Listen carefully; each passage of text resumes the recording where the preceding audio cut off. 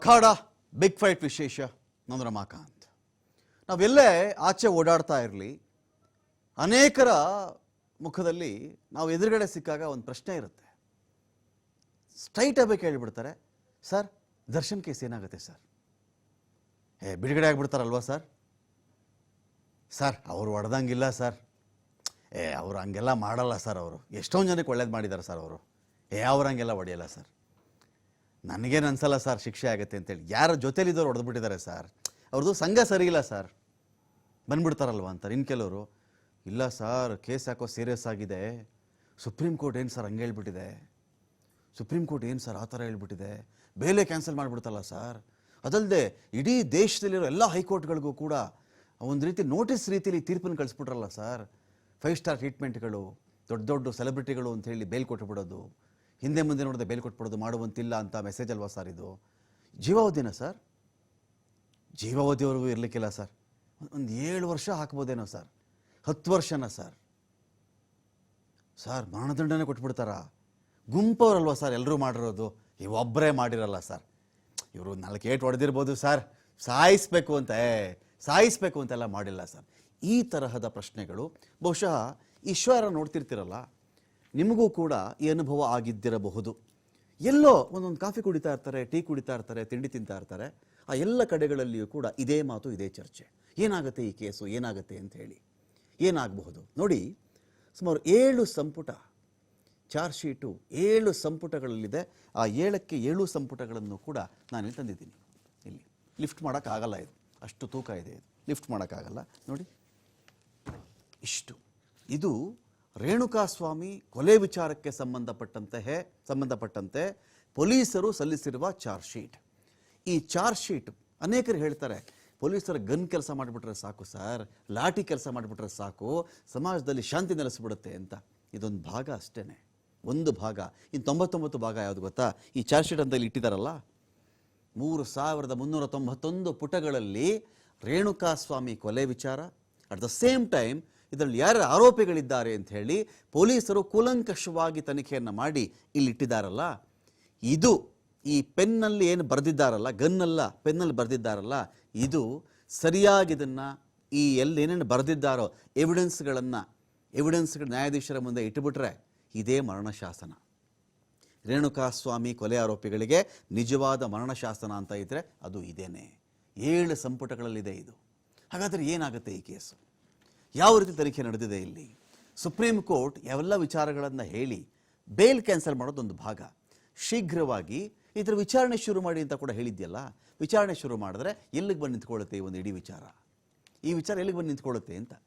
Charge ಶೀಟ್ನ highlights 27 ಜನರಿಂದ 164 ಹೇಳಿಕೆಯನ್ನು ದಾಖಲು ಮಾಡಿಕೊಂಡಿದ್ದಾರೆ. ಈ ಚಾರ್ಜ್ ಶೀಟಲ್ಲಿ 27 ಜನರ ಸ್ಟೇಟ್ಮೆಂಟ್ಸ್ ಇದೆ, ಇಲ್ಲಿ 164 ಹೇಳಿಕೆ. ಚಾರ್ಜ್ ಶೀಟ್ ಹೈಲೈಟ್ಸ್ ಏನು ಅಂದರೆ 3 ಪ್ರತ್ಯಕ್ಷ ಸಾಕ್ಷಿಗಳು. ಇದು ಬಹಳ ಕ್ರೂಷಿಯಲ್ ಆಗುತ್ತೆ. ಇದು ಡಿಜಿಟಲ್ ಎವಿಡೆನ್ಸ್ ಕೊಡ್ತೀನಿ, ನಾನು ಟವರ್ ಡಂಪ್ ಕೊಡ್ತೀನಿ, ಲೊಕೇಶನ್ ವಿಚಾರ ಕೊಡ್ತೀನಿ, ಬ್ಲಡ್ ಕೊಡ್ತೀನಿ, FSL ಕೊಡ್ತೀನಿ. ಒಂದು ಭಾಗ ಕಣ್ಣಾರೆ ಕಂಡ್ರೇನಪ್ಪ, ನೀವು ಕಣ್ಣಾರೆ ನೋಡಿದ್ರಾ ರೇಣುಕಾಸ್ವಾಮಿ ನೀವು ಸಾಯಿಸಿದ್ದು? ಹೌದು ಸ್ವಾಮಿ ನೋಡಿದ್ವಿ. ಎಷ್ಟೊತ್ತಿಗೆ ನೋಡಿದ್ರಿ? ಎಲ್ಲಿ ನೋಡಿದ್ರಿ? ಯಾರ್ಯಾರಿದ್ರು? ಇದೇ ಕಾರ್ ಸ್ವಾಮಿ, ಇದೇ ಬಣ್ಣದ್ದು. ಎಷ್ಟು ಗಂಟೆ ಆಗಿತ್ತು? 6 ಗಂಟೆ, 6:30, 5, 5:30, 4 ಗಂಟೆ. ಈ ಥರದ ಸ್ಟೇಟ್ಮೆಂಟ್ಸ್ ಇರುತ್ತಲ್ಲ, ಅದು ಕೂಡ ಅಷ್ಟೇ ಕ್ರೂಷಿಯಲ್ ಆಗುತ್ತೆ. ಇನ್ನೊಂದು ಕಡೆ 8 ಸರ್ಕಾರಿ ಅಧಿಕಾರಿಗಳಿಗೆ ಸಾಕ್ಷ್ಯ ಹೇಳಿದ್ದಾರೆ. ಚಾರ್ಜ್ ಶೀಟ್ನ ಹೈಲೈಟ್ಸ್ ಏನು ಅಂದರೆ 56 ಪೊಲೀಸರ ಹೇಳಿಕೆಗಳಿದೆ ಇಲ್ಲಿ.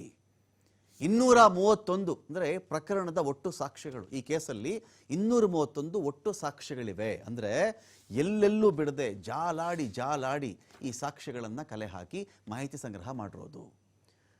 ಇನ್ನೇನಪ್ಪ ಇದೆ? CCTV ದೃಶ್ಯ ಇದೆಯಾ? ಇದೆ. ಎಷ್ಟು?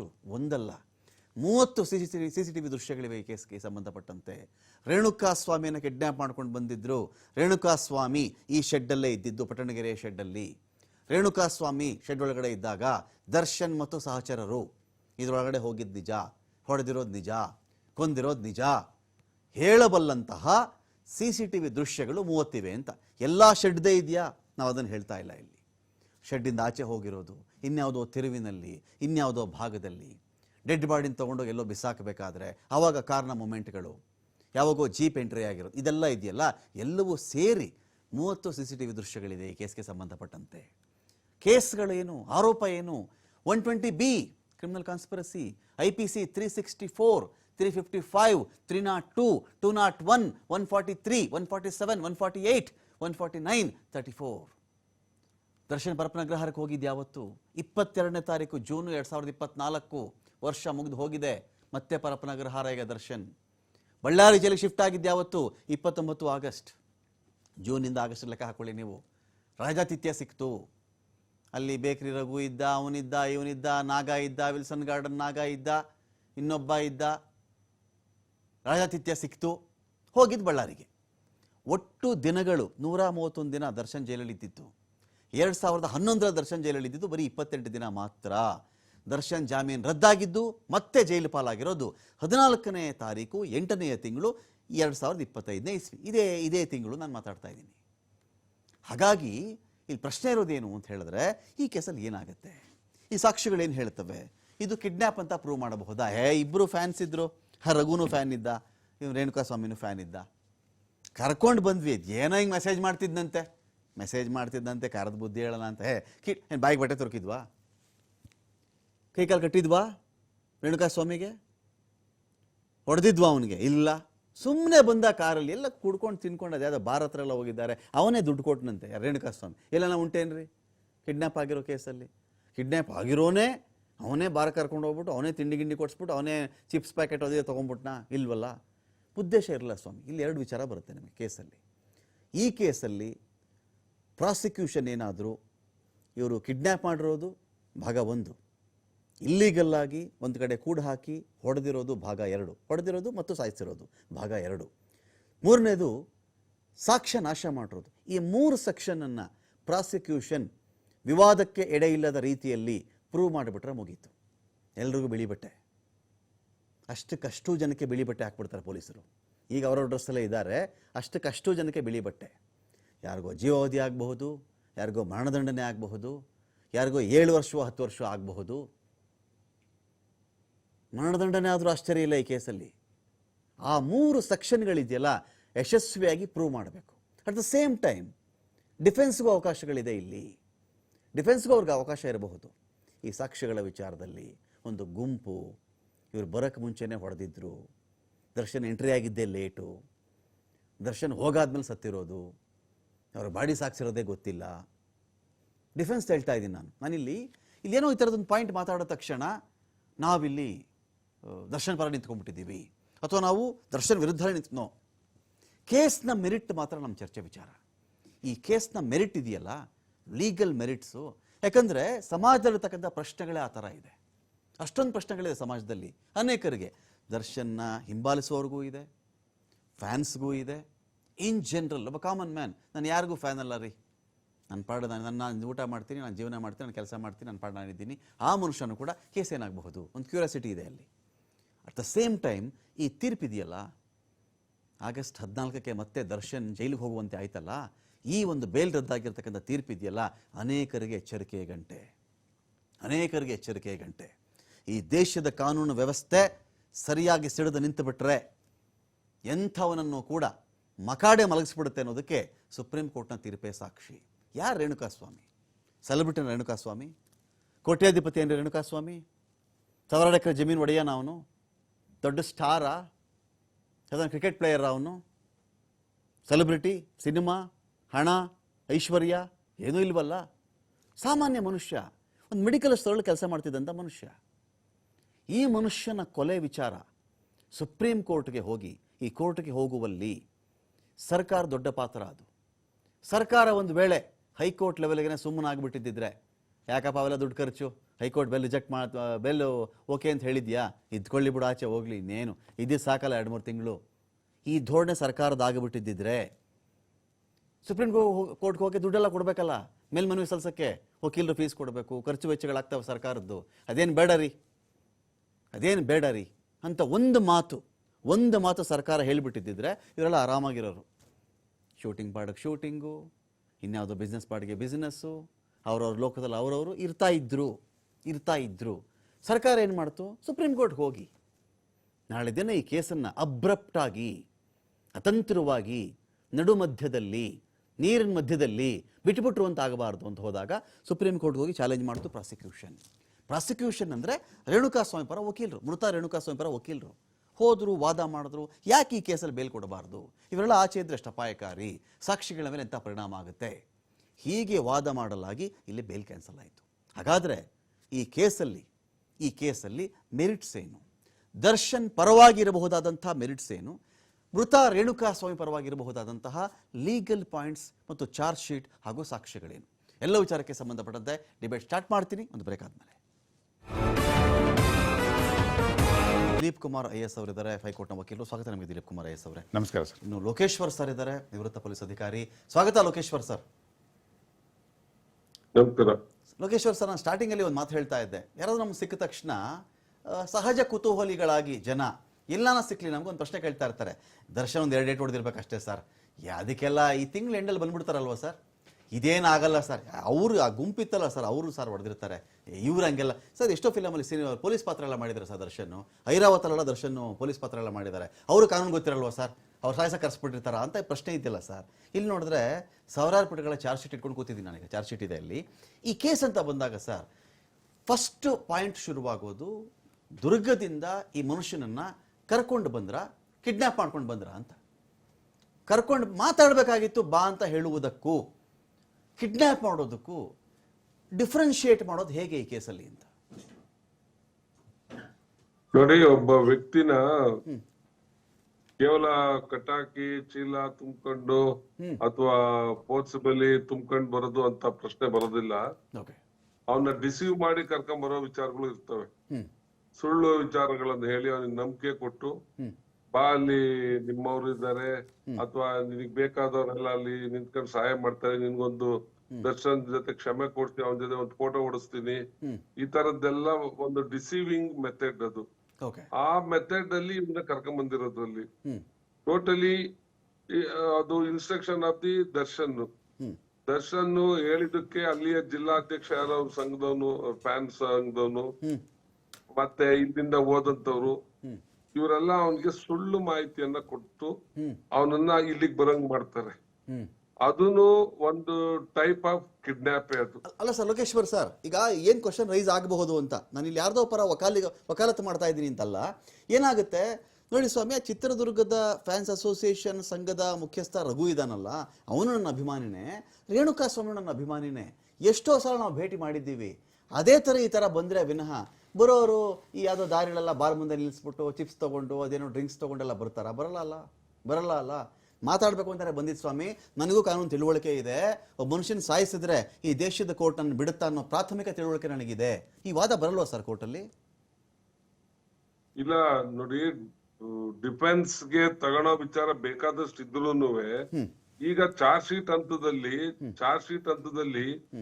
ಏನು ಅವನು ಇಲ್ಲಿಗೆ ಬರಕ್ ಕಾರಣ ಆಯ್ತು ಅನ್ನೋದು, ಅವನಿಗೆ ಸುಳ್ಳು ಮಾಹಿತಿಯನ್ನ ಕೊಟ್ಟು ಇಲ್ಲಿ ಕರ್ಕೊಂಡ್ ಬರ್ತಾರಲ್ಲ, ಅದೇ ಇಂಪಾರ್ಟೆಂಟ್ ಆಗಿ ಇಲ್ಲಿ ಚಾರ್ಜ್ ಶೀಟ್ ಅಲ್ಲಿ ತಂದಿರೋದು ಮುಖ್ಯವಾಗಿ.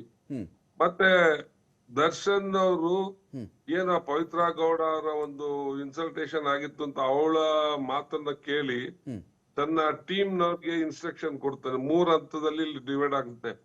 ಯಾರಿಂದ ಸ್ಟಾರ್ಟ್ ಆಯ್ತು, ಯಾರು ಅದಕ್ಕೆ ಇನ್ಸ್ಟ್ರಕ್ಷನ್ ಕೊಟ್ರು, ಯಾರು ಅದನ್ನ ಮಾಡಿದ್ರು.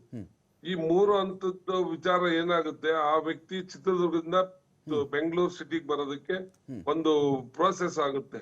ಆ ಪ್ರೋಸೆಸ್ ನ ಈಗ ಇವರು ಕಿಡ್ನಾಪ್ ಅಂತ ಫೈನಲೈಸ್ ಮಾಡಿರೋದು.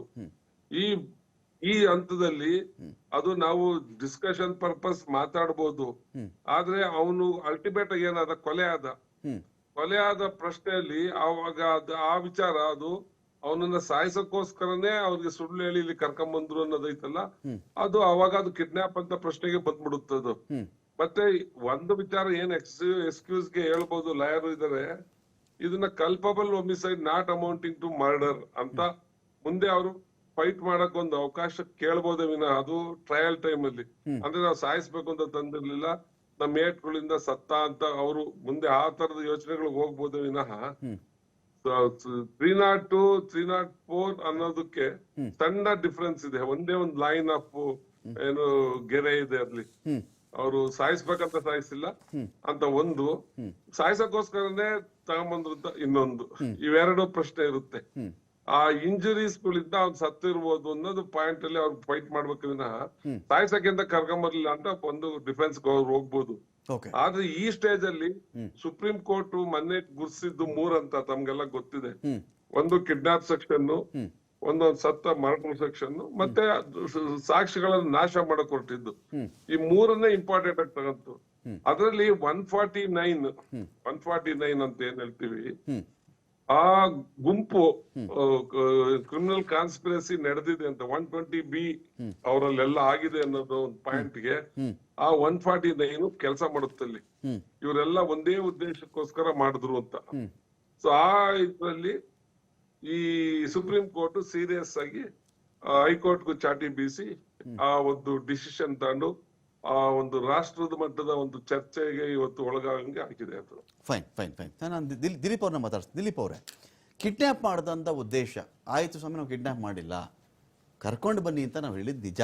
ಸಹಜವಾಗಿಯೇ ಬಂದಿದ್ದಾನೆ ಅವನು. ಯಾರೋ ಅವ್ನು ಕೈಕಾಲು ಕಟ್ಟಿಬಿಟ್ಟು ಬಾಯಿಗೆ ಬಟ್ಟೆ ತೊರಕ್ಬಿಟ್ಟು ಕಣ್ಣಿಗೆ ಬಟ್ಟೆ ಕಟ್ಕೊಂಡು ಬಂದಿಲ್ಲ ಅಂತ ಹೇಳಿದ್ಮೇಲೆ ಕರ್ಕೊಂಡು ಬಾ, ಏನೋ ಮಾತಾಡ್ಬೇಕು, ಸ್ವಲ್ಪ ಅಸಮಾಧಾನ ಇದ್ದಿದ್ದು. ಹೌದು ಸ್ವಾಮಿ, ಇದು ಏನೋ ಪವಿತ್ರಂಗೆ ಏನೋ ಮೆಸೇಜ್ ಮಾಡ್ತಾ ಇದ್ನಂತೆ, ಅದನ್ನು ಯಾಕಪ್ಪ ಹಿಂಗೆ ಮಾಡ್ತಿದ್ಯಾ ಅಂತ ಇಬ್ಬರು ಅಭಿಮಾನಿಗಳಲ್ವಾ, ಈ ಥರ ಕಿತ್ತಾಡ್ಕೊಬಾರ್ದು ಕಂಡ್ರು, ಎಲ್ಲ ನಮ್ಮವ್ರು ಎಲ್ವೇನ್ರೋ, ನನ್ನ ಸೆಲೆಬ್ರಿಟೀಸ್ ಅಲ್ವೇನ್ರೋ ನೀವೆಲ್ಲ ಅನ್ನೋ ಕಾರಣಕ್ಕೆ ನಾನು ಕರೆದಿದ್ದು. ಹೌದು, ನಾನು ಬರೋ ಅಷ್ಟರಲ್ಲೇ ಸ್ವಲ್ಪ ಅವನು ಮಾತಿಗೆ ಬೇರೆ ಬೇರೆ ಥರ ಉತ್ತರ ಕೊಟ್ಟುಬಿಟ್ಟಿದ್ದ.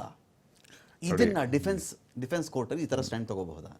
ಇಲ್ಲ, ಡಿಫೆನ್ಸು ಈ ಥರನೇ ಸ್ಪೆಸಿಫಿಕ್ ತಗೋಬೇಕು ಅಂತ ಹೇಳ್ಬಿಟ್ಟು ಏನಿಲ್ಲ. ಇವನ್ ಅವ್ರು ಸೈಲೆಂಟು, ನಾನು ಅಪರಾಧ ಮಾಡಿಲ್ಲ ಅಂತ ಹೇಳಿ ತೊಗೊಂಡ್ರೆ ಅದು ಕೂಡ ಅವ್ರ silence it self is A defence. Okay.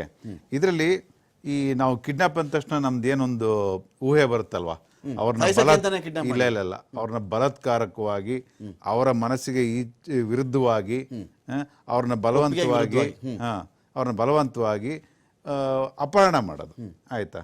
So ಇವಾಗ ರಾಜ್ಕುಮಾರ್ನ ಹೇಗೆ ವೀರಪ್ಪನ ಕಿಡ್ನಾಪ್ ಮಾಡ್ದ, ಏನು ಅವ್ರು ಹೇಳಿ ಪರ್ಮಿಷನ್ ತಗೊಂಡು ಪುಸ್ಲಾಯಿಸಿ ಏನು ಕರ್ಕೊಂಡು ಹೋಗಿಲ್ಲ, ರಾತ್ರಿ ಹೊತ್ಕೊಂಡು ಹೋದ್ರು ಸೊ ಕಾಡಿಗೆ. ಸೊ ಆ ಮನಸ್ಸಲ್ಲಿ ನಮ್ದೇನು ಕಿಡ್ನಾಪ್ ಅಂತ ಹೇಳ್ಬಿಟ್ಟು ಬರುತ್ತಲ್ಲ. ಸೊ ಇವಾಗ ನೋಡ್ಬೋದು ನೀವು ಡಿಸ್ಟೆನ್ಸು, ಇವಾಗ ತುಮಕೂರು ಟು ಬ್ಯಾಂಗ್ಳೂರ್ ಹಗ್ಲು ಒಬ್ಬ ವ್ಯಕ್ತಿನ ನಾವು ದುರ್ಗದಿಂದ ಇಲ್ಲಿವರೆಗೂ ನಾನು ಕರ್ಕೊಬರ್ಬೇಕು ಅಂತ ಹೇಳಿದ್ರೆ, he may create alarm in the eye of public.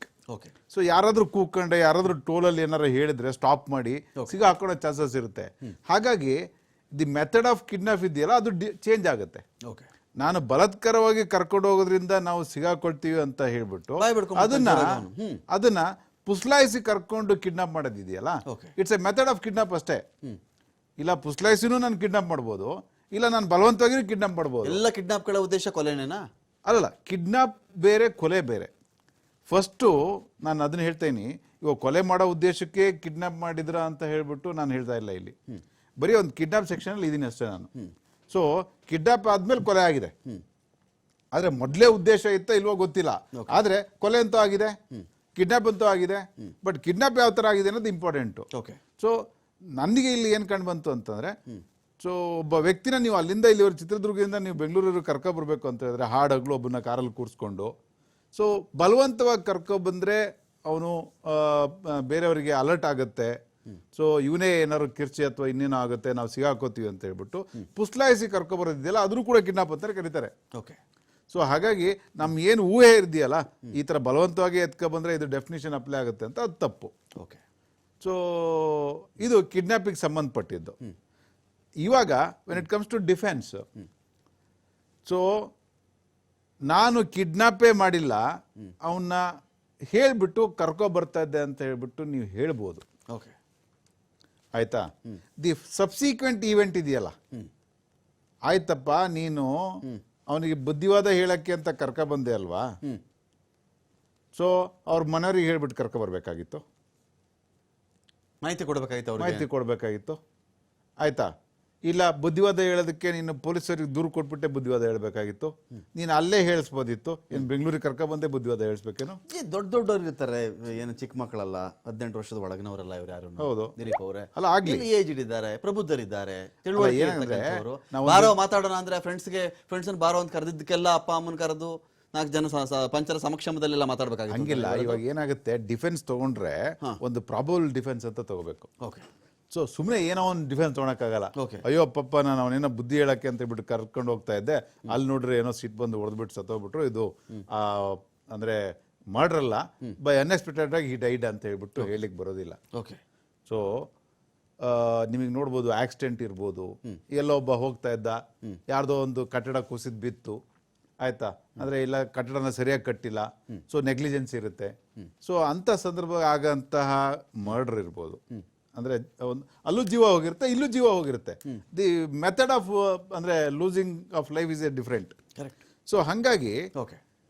ನಾವು ಈ ರೀತಿ ನಾನು ಡಿಫೆನ್ಸ್ ತಗೊಳಕ್ ಹೋದ್ರೆ ಓಕೆ, ಅದು ತುಂಬಾ ವೀಕ್ ಡಿಫೆನ್ಸ್ ಅಂತ ನನಗನ್ಸುತ್ತೆ. ಅಖಾಡ ಬಿಗ್ ಫೈಟ್ ವಿಶೇಷ ಮತ್ತೆ ಮುಂದುವರಿಸ್ತಾ ಇದ್ದೀನಿ. ಲೋಕೇಶ್ವರ್ ಸರ್, ರೇಣುಕಾಸ್ವಾಮಿ ವಿಚಾರದಲ್ಲಿ ಸಪೋಸ್ ಪ್ರಾಸಿಕ್ಯೂಷನ್ ರೀತಿಯಲ್ಲಿ ನಾವು ಮಾತನಾಡುವುದಾದರೆ, ಅವನೊಬ್ಬ ಅಮಾಯಕ, ಅವನಿಗೇನೂ ಗೊತ್ತಿರಲಿಲ್ಲ, ಏನೋ ಮೆಸೇಜ್ ಮಾಡಿದ್ದ, ಹಂಗಂತೆ ಹಿಂಗಂತೆ ಈ ಥರದ ಕತೆ ಹೇಳ್ತಾ ಇದ್ದಾರೆ, ಕಂಡವರಿಲ್ಲ ನೋಡಿದವರಿಲ್ಲ. ಇವರಿಗೆ ದರ್ಪ ಇತ್ತು, ಅಹಂ ಇತ್ತು, ಹಣ ಇತ್ತು, ಗುಂಪಿತ್ತು, ಮದ ಇತ್ತು. ಈ ಕಾರಣಕ್ಕೆ ಕರೆಸಿ, ಯಾಕೆಂದರೆ ರೇಣುಕಾಸ್ವಾಮಿ ಚಿತ್ರದುರ್ಗದಲ್ಲಿ ಸತ್ತು ಹೋಗ್ಬಿಟ್ಟು ಅವನ ಬಾಡಿ ತಂದು ಯಾರು ಪಟ್ಟಣಗೆರೆ ಶೆಡ್ನಲ್ಲಿ ಹಾಕಲಿಲ್ಲ, ಕರ್ಕೊಂಡು ಬಂದಿದ್ದು ನಿಜ, ಅವನನ್ನು ಸಾಯಿಸಿರೋದಂತೂ ನಿಜ.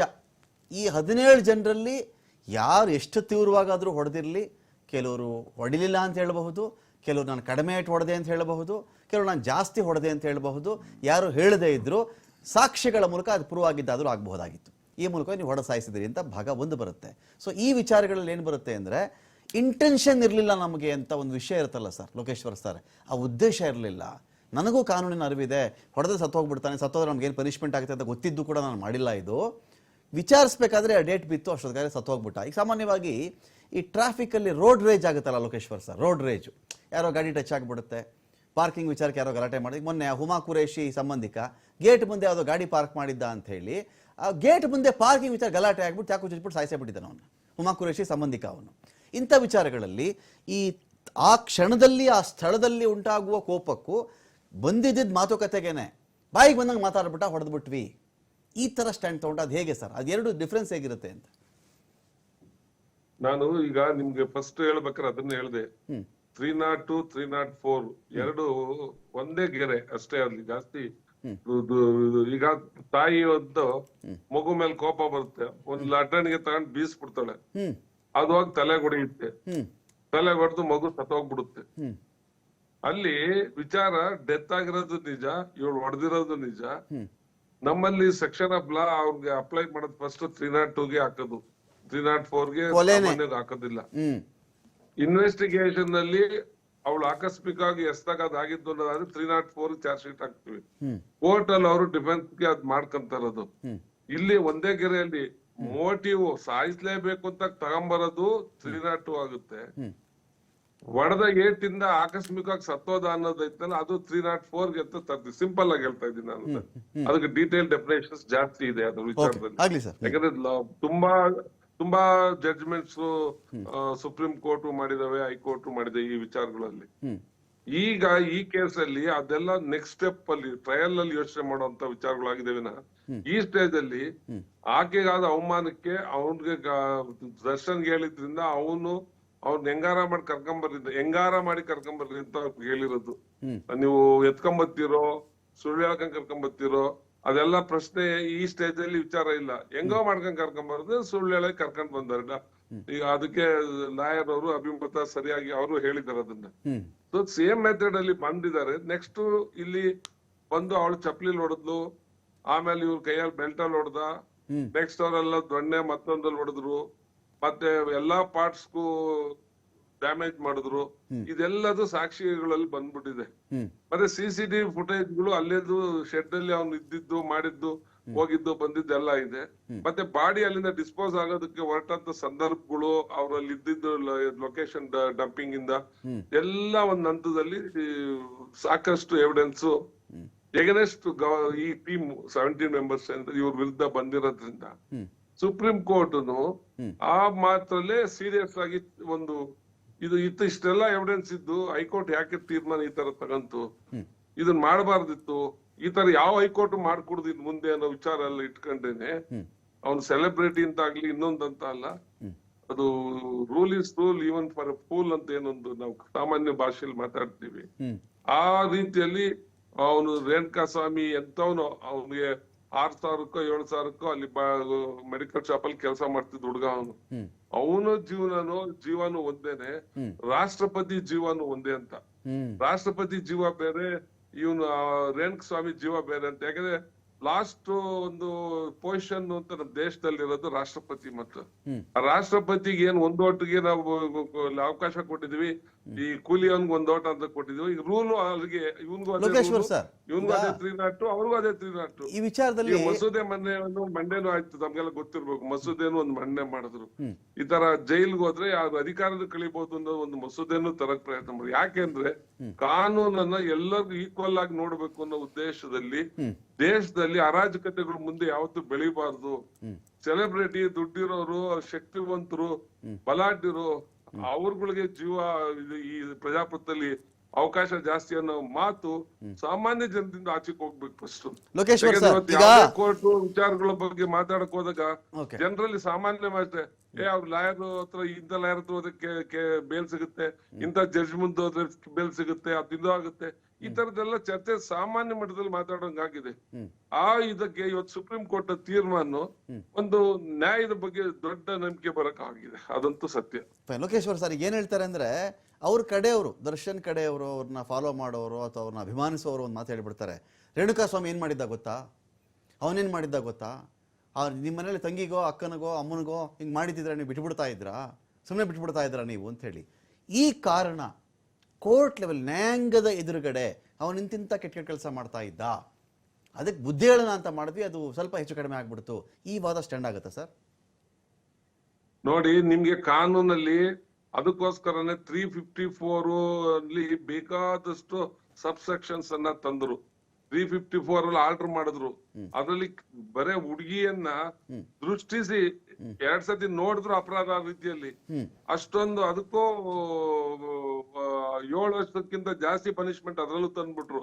ಅದು ಅಟೆಂಪ್ಟ್ ರೇಪ್ ಅನ್ನಂಗೆ ಆ ಒಂದು ಸೆಕ್ಷನ್ ಅನ್ನ ಅಷ್ಟು ಸ್ಟ್ರಾಂಗ್ ಯಾಕೆ ಮಾಡಿದ್ರು ಅಂದ್ರೆ, ಹೆಣ್ಮಕ್ಳು ವಿಚಾರದಲ್ಲಿ ಯಾವುದೇ ರೀತಿಯ ತೊಂದರೆಗೆ ಅವ್ರು ಒಳಗಾಗಬಾರ್ದು ಅನ್ನೋ ಉದ್ದೇಶ, ಭಯ ಬರ್ಬೇಕು ಈ ತರದ ಮಿಸ್ಯೂಸ್ಗಳಿಗೆ ಅಂತ ಹೇಳಿ 354 ಅಲ್ಲಿ ಕಳೆದ ಕೆಲವು ವರ್ಷಗಳಿಂದ ಅಮೆಂಡ್ಮೆಂಟ್ ಆಯ್ತು. ನಮ್ಮ ಲಾಯರ್ ಅವ್ರು ಇನ್ನೂ ಡೀಟೇಲ್ ಆಗಿ ಎಕ್ಸ್ಪ್ಲೈನ್ ಮಾಡ್ತಾರೆ. ನಾನು ಹೇಳುದು ಆ ಕಾರಣ ಏನು ಮಾಡಿದ್ರು ಅಂದ್ರೆ, ನಿಮ್ಗೆ ಈ ತರದ್ ಏನೇ ತೊಂದರೆ ಆದ್ರೂ ಕಾನೂನಲ್ಲಿ ನಿಮ್ಗೆ ರಕ್ಷಣೆ ಕೊಡೋದಕ್ಕೆ ಅವಕಾಶಗಳಿದಾವೆ. ನೀವು ಅಲ್ಲಿ ಹೋಗಿ ತಗೋಬೇಕಾಗಿತ್ತು. ನೀವು ಹ್ಯಾಂಡಲ್ ಮಾಡೋದಕ್ಕೆ ನಿಮ್ಗೆ ಯಾರು ಅಧಿಕಾರ ಕೊಟ್ಟಿಲ್ಲ. ನೀವು ಅದನ್ನ ಮಾಡಂಗಿಲ್ಲ. ನೀವು ವಾರ್ನ್ ಮಾಡ್ತೀವಿ, ಅದು ಮಾಡ್ತೀವಿ ಅನ್ನೋದು ಪ್ರಶ್ನೆ ಇದ್ರೂನು ಅದನ್ನ ಮೀರಿ ಹೋಗಿದ್ದೆ ಇವತ್ತು ಪ್ರಾಬ್ಲಮ್ ಆಗಿರೋದು. ನೀವು ಬರೀ ವಾರ್ನ್ ಮಾಡಿದ್ರೆ ಏನು ಆಗ್ತಿರ್ಲಿಲ್ಲ, ಇಲ್ಲಿ ಮೀರಿ ಹೋಗಿ ಇವತ್ತು ಅನುಭವಿಸ್ತಾ ಇರೋದು. ಹಾಗಾಗಿ ಅವರು ಆ ಡಿಫೆನ್ಸ್ ಅನ್ನ ಈ ಮಟ್ಟದಲ್ಲಿ ತಗೊಳಕ್ಕಂತೂ ಸಾಧ್ಯ ಇಲ್ಲ.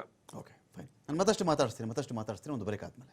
ಈಗ ದಿಲೀಪ್ ಅವರೇ, ಈ ಕೇಸಲ್ಲಿ ಕರೆಸಿದ್ದು ಹೌದು, ಮೇಲ್ನೋಟಿಗೆ ಗೊತ್ತಾಗ್ಬಿಡುತ್ತೆ. ಕಿಡ್ನಾಪ್ ಅಂತ ಆದರೂ ಕಾನೂನು ಭಾಷೆಯಲ್ಲಿ ಬರ್ಕೊಳ್ಳಿ, ಅಪಹರಣ ಅಂತ ಆದರೂ ಬರ್ಕೊಳ್ಳಿ, ಏನೋ ಮಾತಾಡಬೇಕಾಗಿತ್ತು ಅಂತ ನಾವು ಕರೆಸಿದ್ವಿ ಅಂತ ಆದರೂ ಕನ್ಸಿಡರ್ ಮಾಡ್ಕೊಳ್ಳಿ. ಅದಾದ ಮೇಲಿನ ಘಟನೆ ಇದೆಯಲ್ಲ, ಅದಕ್ಕಿಂತ ಭೀಕರ ಘಟನೆಗಳು. ಅವನಲ್ಲಿ ಸತ್ತೋದ, ಅವನ ಮರ್ಡರ್ ಆಗಿದೆ ಅನ್ನೋದನ್ನಂತೂ ಜಗತ್ತಲ್ಲಿ ಯಾರ್ಯಾರು ನಿರಾಕರಿಸೋಕ್ಕಾಗಲ್ಲ. ಮತ್ತು ಆ ಸ್ಥಳ ಯಾರಿಗೆ ಸೇರಿದ್ದು, ಆ ಸ್ಥಳದಲ್ಲಿ ಸೇರಿದಂಥ ಕೂಟ. ಅದಕ್ಕಿಂತ ಮುಂಚಿತ ಒಂದು ಸೆಕ್ಷನ್ ಇದೆ ಇಲ್ಲಿ, ಕ್ರಿಮಿನಲ್ ಕಾನ್ಸ್ಪಿರಸಿ, ಅಪರಾಧಿಕ ಒಳಸಂಚು, ಸೆಕ್ಷನ್ 120 ಸಬ್ ಕ್ಲಾಸ್ ಬಿ ಇರಬೇಕು, ಇಫ್ ಐ ನಾಟ್ ರಾಂಗ್. ಆ ಸೆಕ್ಷನ್ ಪ್ರಕಾರವಾಗಿ ಅದು ಎಷ್ಟು ತೀವ್ರತೆ ಅಂತ ಅಂದ್ರೆ, ಮೊದಲೇ ಒಳಸಂಚು ಮಾಡಿದ್ರು. ಇದ್ದಕ್ಕಿದ್ದಂತೆ ಆ ಸ್ಥಳದಲ್ಲೇ ಉದ್ಭವ ಆದಂಥ ಪರಿಸ್ಥಿತಿ ಅಲ್ಲ ಇದು. ಮೊದಲೇ ಸಂಚು ಮಾಡಿದ್ರು. ಸ್ಟೋನಿ ಬ್ರೂಕ್ಸ್ ಅಲ್ಲಿ ಇವರೆಲ್ಲ ಸೇರಿದ್ರು, ಪ್ಲಾನ್ ಮಾಡಿದ್ರು, ಊಟ ಮಾಡಿದ್ರು, 2 ಗಂಟೆಗೆ ಬಾ ಅಂದ್ರು, ಮನೆ ಹತ್ರಕ್ಕೆ ಬಂದಿದ್ದ, ಶೆಡ್ ಹತ್ರಕ್ಕೆ ಅವನ್ನ ಕರ್ಕೊಂಡು ನಡೀರೋ, ಆಮೇಲೆ ಬರ್ತೀನಿ ಅಂತ ಹೇಳಿದ್ದೆ, 2 ಗಂಟೆ ಬಿಟ್ಬಿಟ್ಟು ನಾನು ಹೋದೆ. ಈ ವಿಚಾರ ಇದೆಯಲ್ಲ, ಕಾನೂನಲ್ಲಿ ಇದಕ್ಕೆ ಒಂದು ವೇಳೆ ಸಾಕ್ಷ್ಯಗಳನ್ನು ಯಶಸ್ವಿಯಾಗಿ ಪ್ರಾಸಿಕ್ಯೂಷನ್ ಕೊಟ್ಟಿದ್ದೇ ಆದರೆ ಏನು ಕತೆ ದರ್ಶನ್ದು ಅಂತ ಸರ್? ಇವಾಗ ಸೆಕ್ಷನ್ 120B ಅದೇನ್ ಹೇಳುತ್ತೆ, ಕ್ರಿಮಿನಲ್ ಕಾನ್ಸ್ಪಿರಸಿ ಅಂತ ಹೇಳುತ್ತೆ. ಓಕೆ, ವ್ಯವಸ್ಥಿತ ಒಳಸಂಚು ಅಂತ ಹೇಳ್ಬಿಟ್ಟು. 34 ಏನ್ ಹೇಳುತ್ತೆ, ಕಾಮನ್ ಇಂಟೆನ್ಷನ್ ಅಂದ್ರೆ ಸಮಾನ ಉದ್ದೇಶದಿಂದ ಯಾವ್ದಾರ ಒಂದು ಅಪರಾಧನ ಮಾಡೋದು. ಹೌದು, ಸಮಾನ ಉದ್ದೇಶದಿಂದ ಯಾವ್ದಾರ ಒಂದು ಅಪರಾಧನ ಮಾಡೋದು, ಅಥವಾ ಯಾವ್ದಾರ ಒಂದು ಅಪರಾಧ ಮಾಡ್ಬೇಕು ಅಂತ ಹೇಳ್ಬಿಟ್ಟು ಎಲ್ರಿಗೂ ಒಂದೇ ಆಗಿರುತ್ತೆ. ಸೊ ನಿಮಗೆ ಸೆಕ್ಷನ್ 34ಗಾಗ್ಲಿ 120B ಪರ್ಟಿಕ್ಯುಲರ್ ಇಷ್ಟೇ ಶಿಕ್ಷೆ ಅಂತ ಇಲ್ಲ. ಆದ್ರೆ ಯಾವ ಅಪರಾಧ ಮಾಡಿರ್ತಾರೆ ಅದೇ ಈ ಪ್ರಾವಿಷನ್ಗೆ ಶಿಕ್ಷೆ. ಯಾಕೆ, ಒಬ್ಬ ಕಳ್ತನ ಮಾಡಿದ್ರೆ ಅದಕ್ಕೆ ಏನ್ ಪನಿಷ್ಮೆಂಟ್ ಇದೆಯೋ ಅದೇ 120B, ರಾಬರಿ ಮಾಡಿದ್ರೆ ಅದಕ್ಕೆ ಏನ್ ಪನಿಷ್ಮೆಂಟ್ ಇದೆಯೋ ಅದೇ 120B ಅಪ್ಲೈ ಆಗುತ್ತೆ, 34ಗೂ ಅಪ್ಲೈ ಆಗುತ್ತೆ. ಸೊ ಈಗ ಕಾನ್ಸ್ಪಿರಸಿ ಅಂತ ಹೇಳಿದ್ರಲ್ಲ, ಸೊ ನಾನು ಒಂದು ಕೋರ್ಟ್ ಇವಾಗ ಚಾರ್ಜಿಗೆ ಇಟ್ಕೊಂಡಿದೆ, ನಾಳೆ ಚಾರ್ಜ್ ಇದೆ. ಆ ಚಾರ್ಜಲ್ಲಿ ಈ 120B ಪ್ರಾಸಿಕ್ಯೂಷನ್ ಅವರು ಏನೇ ಪ್ರಾವಿಷನ್ ಹಾಕಿರಲಿ, ಏನೇ ಸೆಕ್ಷನ್ ಹಾಕಿರಲಿ ಸರ್, 302 ಇರ್ಬೋದು, 364 ಇರ್ಬೋದು, 201 ಇರ್ಬೋದು, ಆಯ್ತಾ. ಸೊ ಏನೇನು ಸೆಕ್ಷನ್ ಇದೆ ಅದೆಲ್ಲ ಸೆಕ್ಷನ್ನ ಪ್ರೂವ್ ಮಾಡ್ತಕ್ಕಂಥ ಜವಾಬ್ದಾರಿ ಪ್ರಾಸಿಕ್ಯೂಷನ್ಗೆ ಇರೋದು. ಆರೋಪಿಗಳ ಮೇಲೆ ಒಂದು ಸಣ್ಣ ಗೆರೆಯಷ್ಟು ಕೂಡ ಇಲ್ಲ ಅವ್ರು ಅದನ್ನ ನಾನು ಪ್ರೂವ್ ಮಾಡ್ಬೇಕಂತ ಹೇಳ್ಬಿಟ್ಟು. ಓಕೆ. ಸೊ ಇವಾಗ ಕ್ರಿಮಿನಲ್ ಕಾನ್ಸ್ಪಿರಸಿ ಬರ್ತೀನಿ. ಫಸ್ಟ್ ಕೊಲೆಗೂ ಮೊದಲು ಕ್ರಿಮಿನಲ್ ಕಾನ್ಸ್ಪಿರಸಿ ಬರ್ತೀನಿ. ಸೊ ಕ್ರಿಮಿನಲ್ ಕಾನ್ಸ್ಪಿರಸಿಗೆ ನಿಮಗೆ ಮೀಟಿಂಗ್ ಆಫ್ ಮೈಂಡ್ಸ್ ಇರಬೇಕು. Meeting of minds either by physically meeting R indirectly meeting. Okay. So conference call ಇರ್ಬೋದು, ಸೊ ವಿಡಿಯೋ ಕಾಲ್ ಇರ್ಬೋದು, ಈ ಥರದ್ದು. ಅದಕ್ಕೆ ಮೀಟಿಂಗ್ ಆಫ್ ಮೈಂಡ್ಸ್ ಅಂತ ಹೇಳ್ತಾರೆ. ಮೀಟಿಂಗ್ ಆಫ್ ಮೈಂಡ್ಸ್ನ ನೀವು ಯಾವ ಥರ ಹೇಳ್ತೀರಿ, ಓಕೆ, ಅಂದರೆ ಯಾವ ಥರ ಸಾಕ್ಷಿ ಕಲೆಕ್ಟ್ ಮಾಡ್ತೀರಿ? ಏನೋ ಒಂದು ಸ್ಟೋನಿ ಬ್ರೂಕ್ಸಲ್ಲಿ ಕೂತ್ಕೊಂಡಿದ್ರು ಅದೇ ದಿನ. ಸೊ ಅಲ್ಲಿ ಚಿಕ್ಕಣ್ಣವರು ಕೂಡ ಬಂದಿದ್ರು, ಊಟ ಮಾಡಿದ್ರು. ಹಾಗಾಗಿ ಅಲ್ಲಿ ಕ್ರಿಮಿನಲ್ ಕಾನ್ಸ್ಪಿರಸಿ ನಡೀತು ಅಂತ ಹೇಳಿದ್ರೆ ನನ್ನ ಪ್ರಕಾರ ಅದು ತಪ್ಪು. ಓಕೆ. ನೋಡಿ, ಘಟನೆ ನಡೆದ ದಿನನೇ ಯಾವತ್ತೂ ಕಾನ್ಸ್ಪಿರಸಿ ನಡಲಿಕ್ಕೆ ಸಾಧ್ಯ ಇಲ್ಲ. ಸಾಕಷ್ಟು ಪೂರ್ವವಾಗಿ ಅದಕ್ಕೆ ಪೂರ್ವ ತಯಾರಿ ಇರಬೇಕು. ಆ ಪೂರ್ವ ತಯಾರಿ ಎಲ್ಲೆಲ್ಲಿ ನಡೆದಿತ್ತು ಅನ್ನೋ ಕೂಡ ಒಂದು ವಿಚಾರಣೆ ಆಗಿರ್ಬೇಕು. ಅದಕ್ಕೆ ಸಾಕ್ಷಿ ಇರಬೇಕು. ಬರೀ ವಿಚಾರಣೆ ದಿಲೀಪ್ ಜಿ, ಏನಾಗುತ್ತೆ ಈಗ ಕರ್ಸಕ್ಕೂ ಕೊಲೆಗೂ ಬಹಳ ವ್ಯತ್ಯಾಸ ಇದೆ. ಕೊಲೆ ಯಾವುದೇ ಮನುಷ್ಯ ಆಗಿರಲಿ, ಯಾವುದೋ ಹಾಗೆ ಯಾವುದೇ ಸೇಡು, ಜಮೀನು ವಿಚಾರ, ಹಣಕಾಸಿನ ವಿಚಾರಗಳು, ಯಾವುದೋ ರೌಡಿಸಮ್ಮು, ಗೂಂಡಾಗಿರಿ, ನಮ್ಮ ಕಡೆನೊಬ್ಬನ ಎತ್ತುಬಿಟ್ಟಿದ್ದಾನೆ ಅವನು ಎತ್ತಲೇಬೇಕು ಅಂತ ಮಾಡೋ ಪ್ಲಾನ್ಗಳು ಬೇರೆ. ರೇಣುಕಾಸ್ವಾಮಿ ಅವನು ಯಾವುದೋ ಹಿಂದೆ ಅಪರಾಧಿಕ ಹಿನ್ನೆಲೆ ಇದ್ದಂಥ ವ್ಯಕ್ತಿಯಲ್ಲ. ದರ್ಶನ್ ಕೂಡ ಅಥವಾ ಅವರ ಗ್ಯಾಂಗ್ನವ್ರಿಗೂ ಕೂಡ ಯಾರಿಗೋ ಎಲ್ಲ ರೌಡಿಸಮ್ ಮಾಡಿಬಿಟ್ಟು 100 ಕೊಲೆಗಳನ್ನು ಮಾಡಿಬಿಟ್ಟು ಒಂಥರ ಹೆಬಿಚುವಲ್ ಅಫೆಂಡರ್ಸ್ ಅಂತ ಇಲ್ಲದೆ ಇದ್ದಾಗ ನೀವು ಇದನ್ನು ಸಂಚು ಅನ್ನೋ ಒಂದು ಕ್ಯಾಟಗರಿಲಿ ಆ ಫ್ರೇಮಲ್ಲಿ ನೀವು ಕೂರಿಸಬಹುದಾ ಇಷ್ಟು ಜನನ ನೀವು? ಇಲ್ಲ. ಇವಾಗ ಏನಾಗುತ್ತೆ, ಒಂದು ಅಪರಾಧನ ಕಳ್ಸೋಣ ಅವನಿಗೆ. ಇವಾಗ ಸಂಚ ಅದು ಸರ್ ಇದೇ ತರ ಹೇಳಿದ್ರೆ ಅಂತ ಹೇಳ್ಬಿಟ್ಟು ಎಲ್ಲೂ ಕೂಡ ಸಾಕ್ಷಿ ಇಲ್ಲ. ಓಕೆ, ಆಯ್ತಾ. ಇವಾಗ ಸಂಚು ಅಂತ ಹೇಳಿದ್ರೆ ನೀವು ನನಗೆ ಬ್ಯಾಕ್ ಗ್ರೌಂಡ್ ಇರಬೇಕು, ಅಂದ್ರೆ ನಾನು ಮೊದಲು ಯಾವ್ದಾರ ಇದೇ ರೀತಿ ಅಪರಾಧದಲ್ಲಿ ಭಾಗಿಯಾಗಿದ್ದು, ಹಾಗಾಗಿ ಕೂಡ ಹೆಬಿಚುವಲ್ ಇದರಲ್ಲಿ ಅಪರಾಧ ಇದೆ ಅಂತ ಹೇಳ್ಬಿಟ್ಟು ಪ್ರಿಸ್ಯೂಮ್ ಮಾಡ್ಬೇಕಂತ ಬಿಟ್ಟಿಲ್ಲ. ಜೀವನದಲ್ಲಿ ಒಂದು ಅಪರಾಧ ಮಾಡಿದ್ರು ಸಾಕೆ, ಅದಕ್ಕೆ ಯೋಜನೆ ಅಂದ್ರೆ ಕಾನ್ಸ್ಪಿರಸಿ ಮಾಡಿದ್ರು ಕೂಡ ಕಾನ್ಸ್ಪಿರಸಿನೇ. ಸೊ ಅವರ ಹಿನ್ನೆಲೆ ಅಥವಾ ಮುನ್ನೆಲೆ ಒಂದು ಅಪರಾಧದಲ್ಲಿ ಕೋರ್ಟು ಬರೀ ಜಾಮೀನು ಟೈಮಲ್ಲಿ ಮಾತ್ರ ಪರಿಗಣಿಸ್ಬೋದು ಹೊರತು ಟ್ರಯಲ್ ಅಲ್ಲಿ ಅಥವಾ ಶಿಕ್ಷೆ ಕೊಡೋ ಟೈಮಲ್ಲಿ ಬರಲ್ಲ. ಓಕೆ. ಒಂದು ಅದು ನಿಮಗೆ ಪನಿಷ್ಮೆಂಟ್ನ ನಿಮಗೆ ಫಿಕ್ಸ್ ಮಾಡ್ತಾರಲ್ಲ ಕನ್ವಿಕ್ಷನ್ ಆದಮೇಲೆ, ಅಂತ ಸಂದರ್ಭದಲ್ಲಿ ಹೇಳ್ಬೋದು. 17 ಜನ ಗೊತ್ತಿತ್ತು ನಾಳೆ ರೇಣುಕಾಸ್ವಾಮಿ ಮಧ್ಯಾಹ್ನ ನಾವು ಕರೆಸಿ, ನಾಳೆನೋ ಒಂದು ವಾರ ಆದಮೇಲೋ ಕರೆಸಿ ನಾವು ಅವನಿಗೆ ಭೀಕರವಾಗಿ ಹೊಡೆದು ಹಲ್ಲೆ ಮಾಡಿ ಸಾಯಿಸಿ ಈ ಮೂರಿ ಹತ್ರ ಈ ಬಾಡಿ ಹಾಕ್ಬಿಡ್ಬೇಕು ಅಂತ 17 ಜನ ಫಿಕ್ಸ್ ಆಗಿದ್ರು ಅಂತನಾ? ನನ್ನ ಮಾತು ಆ ಥರ ಅಲ್ಲ. ಸೊ ನನ್ನ ಮಾತು ಏನು ಹೇಳ್ತೇನೆ, ಇವಾಗ ನಿಮಗೆ ಕಾನ್ಸ್ಪಿರಸಿ ಅಂತ ಹೇಳಿದ್ರಲ್ಲ. ಸೊ ಫಾರ್ ಎಕ್ಸಾಂಪಲ್, ಇವಾಗ ನನಗೆ ಮರ್ಡ್ರ್ ಮಾಡೋ ಉದ್ದೇಶ ಇಲ್ಲ. ಫಾರ್ ಎಕ್ಸಾಂಪಲ್, ನಾನು ಅವರಿಗೆ ಬುದ್ಧಿ ಹೇಳೋಣ ಅಂತ ಕರ್ಕೊಬರ್ತೀನಿ. ಯಾರೋ 17 ಜನದಲ್ಲಿ ಒಬ್ಬನಿಗೆ ಅಯ್ಯೋ ನಾನು ಈ ಥರ ಮಾಡಿದ್ನಲ್ಲ ಅಂತ ಹೇಳ್ಬಿಟ್ಟು ಸಿಟ್ಟು ಬಂದು ಹೊಡೆದು ಬಿಡ್ತಾನೆ. ಸೊ ಹೊಡೆದಂಥ ಸಂದರ್ಭದಲ್ಲಿ ಅಲ್ಲಿ ಕಾನ್ಸ್ಪಿರಸಿ ಇಲ್ಲ ಅಂತ ಹೇಳಿದ್ರೆ, ಅಲ್ಲಿ ಉದ್ದೇಶ ಇಲ್ಲ ಅಂತ ಹೇಳಿದ್ರೆ, ಯಾವುದೇ ಒಬ್ಬ ನಾಗರಿಕ ಆದರೆ ಏನು ಮಾಡ್ತಾನೆ? ಅಲ್ಲಿ ಆಗಿರ್ತಕ್ಕಂಥ ಅಪಘಾತನ ಮುಚ್ಚಲಿಕ್ಕೆ ಯಾರು ನೋಡೋದಿಲ್ಲ. ಪೊಲೀಸ್ ಸ್ಟೇಷನ್ಗೆ ಫೋನ್ ಮಾಡ್ತಾನೆ, ಹಿಂಗಾಗೋಯ್ತು, ನಾನು ಬುದ್ಧಿ ಹೇಳೋಣ ಅಂತ ಕರೆಸಿದ್ದೆ, ಆದರೆ ಅಕಸ್ಮಾತ್ ಆಗಿ ಇವನು ಹೊಡೆದ್ಬಿಟ್ಟು ಸತ್ತೋಗ್ಬಿಟ್ಟ. ಹಾಗಾಗಿ ನಾನೊಬ್ಬ ನಾಗರಿಕರಾಗ್ಬಿಟ್ಟು ನಿಮ್ ಗಮನಕ್ಕೆ ತರ್ತಾ ಇದ್ದೀನಿ, ಅವನ ಮೇಲೆ ಆಕ್ಷನ್ ತಗೊಳ್ಳಿ. ಕಾನೂನು ವಿನಾಯಿತಿಗಳಿದೆ ಇದರಲ್ಲಿ, ದಯವಿಟ್ಟು ಅವನ ಮೇಲೆ ಆಕ್ಷನ್ ತಗೊಳ್ಳಿ ಅಂತ. ಯಾರ ಮೇಲೆ? ಯಾರು ಹೊಡೆದಿರ್ತಾನೆ ಅವನ ಮೇಲೆ. ಜೊತೆಲಿ ಇನ್ನೊಬ್ಬ. ಹೌದು, ನಾವು ಏನೋ ಬುದ್ಧಿ ಹೇಳೋಣ ಅಂತ ಹೇಳ್ಬಿಟ್ಟು ಅಕಸ್ಮಾತ್ ಯಾರು ಹೇಳದೇ ಇದ್ರೆ 17 ಜನನು ಸಮಸ್ಯೆ ಸಿಕ್ಕೋತಾರೆ ಅಂತ. ಹೌದು. ಇವನ್ ನೀವೊಂದು ಅಫೆನ್ಸ್ ಘಟನೆ, ಒಂದು ಏನು ಅಪರಾಧ ಆಗಿದೆ ಅದನ್ನು ಕೂಡ ಮರೆಮಚ್ಚೋದು ಕೂಡ ಅಪರಾಧನೇ. ಓಕೆ. ಸೊ ಹಾಗಾಗಿ ನೀವು ಯಾಕೆ ಮರೆಮಾಚ್ತೀರಿ? ಎಲ್ಲ ನಿಮ್ಮವರೇ, ನಿಮ್ಗೆಲ್ಲ ಉದ್ದೇಶ ಇತ್ತು, ಅದಕ್ಕೆ ಮರೆಮಾಚ್ತೀರಿ ಅಂತ ಪ್ರಿಸಂಪ್ಷನ್ ಬರುತ್ತೆ. ಓಕೆ. ಸೊ ನಾವೇನು ಹೇಳ್ತೀವಿ, ಇವಾಗ ಉದ್ದೇಶ ಇತ್ತಾ, ಕೊಲೆ ಮಾಡೋಕ್ಕೆ ಉದ್ದೇಶ ಇತ್ತಾ ಅಂತ ಹೇಳ್ಬಿಟ್ಟು. ಸೊ ಹಾಗೇನಾದ್ರೆ ಉದ್ದೇಶ ಇಲ್ಲ ಅಂತ ಹೇಳಿದ್ರೆ ಅವ್ರು ಮಾಡ್ತಕ್ಕಂಥ ಮುಂದೆ ಕೆಲಸ ಅದು ಬೇರೆ ತರ ಮಾಡಿದ್ರೆ ಅದು ಆಗ್ತಾ ಇತ್ತು. ಓಕೆ. ಹಾಗಾಗಿ ಈ ಸ್ಟೇಜಲ್ಲಿ ಪ್ರಿಸ್ಯೂಮ್ ಮಾಡಬೇಕಾಗತ್ತೆ, ಹೌದು ಉದ್ದೇಶ ಇತ್ತು ಅಂತ, as per the prosecution version. Fine. Lokeshwar sir, ಇಲ್ಲಿ ಈ ಕೇಸಲ್ಲಿ ನಾವು ಗಮನಿಸಿದಾಗ ನಾನು ಮತ್ತೆ ಪುನರುಚ್ಚರಿಸ್ತೇನೆ ಸರ್, ಈ ಕೇಸಲ್ಲಿ ನಾವು ಯಾರ್ದೋ ಪರ ನಿಂತಿದ್ದೀವಿ, ಯಾರ್ದೋ ವಿರುದ್ಧ ನಿಂತಿದ್ದೀವಿ ಅಂತಲ್ಲ. ಕೋರ್ಟ್ ವೇಳೆ ಬಂದಾಗ ಎರಡೂ ಕಡೆ ಇರಬಹುದಾದ ಕಾನೂನಿನ ಆಯ್ಕೆ, ಅವಕಾಶ ಮತ್ತು ವಾದ, ಅದರ ಬಗ್ಗೆ ನಾನು ಮಾತಾಡ್ತಿರೋದಿಲ್ಲಿ. ಇಲ್ಲೇನಾಯಿತು, ಕರ್ಕೊಂಡು ಬಂದಾಗ ದರ್ಶನ್ ಎಲ್ಲೋ ಇದ್ದಾಗ ನಂತರದಲ್ಲಿ ಶೆಡ್ಗೆ ಕರ್ಕೊಂಡು ನಡೀರೋ, ಆಮೇಲೆ ಬರ್ತೀನಿ ನಾನು ಅಂತ ಹೇಳಿದ್ರಂತೆ. ಮನೆ ಹತ್ರ ಕರ್ಕೊಂಡು ಬಂದಿದ್ದಾಗ ಶೆಡ್ಗೆ ಕರ್ಕೊಂಡು ಹೋಗಿ ಹೆಚ್ಚು ಕಡಿಮೆ 1 ಗಂಟೆನೋ 1.5 ಗಂಟೆನೋ 2 ಗಂಟೆ ಆದ ಮೇಲೆ ದರ್ಶನ್ನು ಸೀನ್ ಆಫ್ ದಿ ಕ್ರೈಮ್ಗೆ ಎಂಟ್ರಿ ಆಮೇಲೆ ಸೀನ್ ಆಫ್ ದಿ ಕ್ರೈಮ್ ಯಾವುದಾಯಿತೋ ಅಲ್ಲಿಗೆ ಎಂಟ್ರಿ ಆದರು ಅಂತ. For example, for argument sake ನಾನು ನಿಮ್ಗೆ ಕೇಳ್ತಾ ಇದ್ದೀನಿ, ನಾನು ಹೋಗುವ ವೇಳೆಗೇನೆ ಹಣ್ಣುಗಾಯಿ ನೀರುಗಾಯಿ ಆಗಿಬಿಟ್ಟಿದ್ದ. ಅಷ್ಟೊತ್ತಿಗಾಗಲೇ ಇವರು ಆವೇಶದಲ್ಲಿ ಪವಿತ್ರ ಅವ್ರಿಗೆ ಈ ಥರ ಮಾಡಿದ್ಯಾ, ಮೇಡಮ್ಗೆ ಈ ಥರ ಮಾಡಿದ್ಯಾ ಅಂತ ಹೊಡೆದ್ಬಿಟ್ಟಿದ್ರು. ನಾನು ಆ ಸೀನ್ನ ಎಂಡಿಗೆ ನಾನು ಎಂಟ್ರಿ ಆಗಿದ್ದೆ. ನನಗೂ ಕೋಪ ಹೋಯ್ತು, ಒಂದೇಟು ಹೊಡೆದೆ ಅಷ್ಟೇ, ಸಾಯಿಸಿರಲಿಲ್ಲ. ಅವನು ಅವಾಗಲೂ ಉಸಿರಾಡ್ತಾ ಇದ್ದ, ಬದುಕಿದ್ದ. ನಿರ್ಗಮಿಸ್ದೆ, ಆಮೇಲೆ ಸತ್ತೋಗ್ಬಿಟ್ಟಿದ್ದಾನ ಅವನು. ನನ್ನ ತಲೆ ಕಟ್ಟಿದ್ರೆ ಇದನ್ನ ದರ್ಶನ್ ವಾದ ಮಾಡಬಹುದಾ ಕೋರ್ಟಲ್ಲಿ? ನೋಡಿ, ನಿಮ್ಗೆ ಒಂದು ವಿಚಾರ ಗೊತ್ತಿರ್ಲಿ, ನ್ಯಾಚುರಲ್ ಜಸ್ಟಿಸ್ ಅಂತ ಒಂದು ವಿಚಾರ ಇದೆ.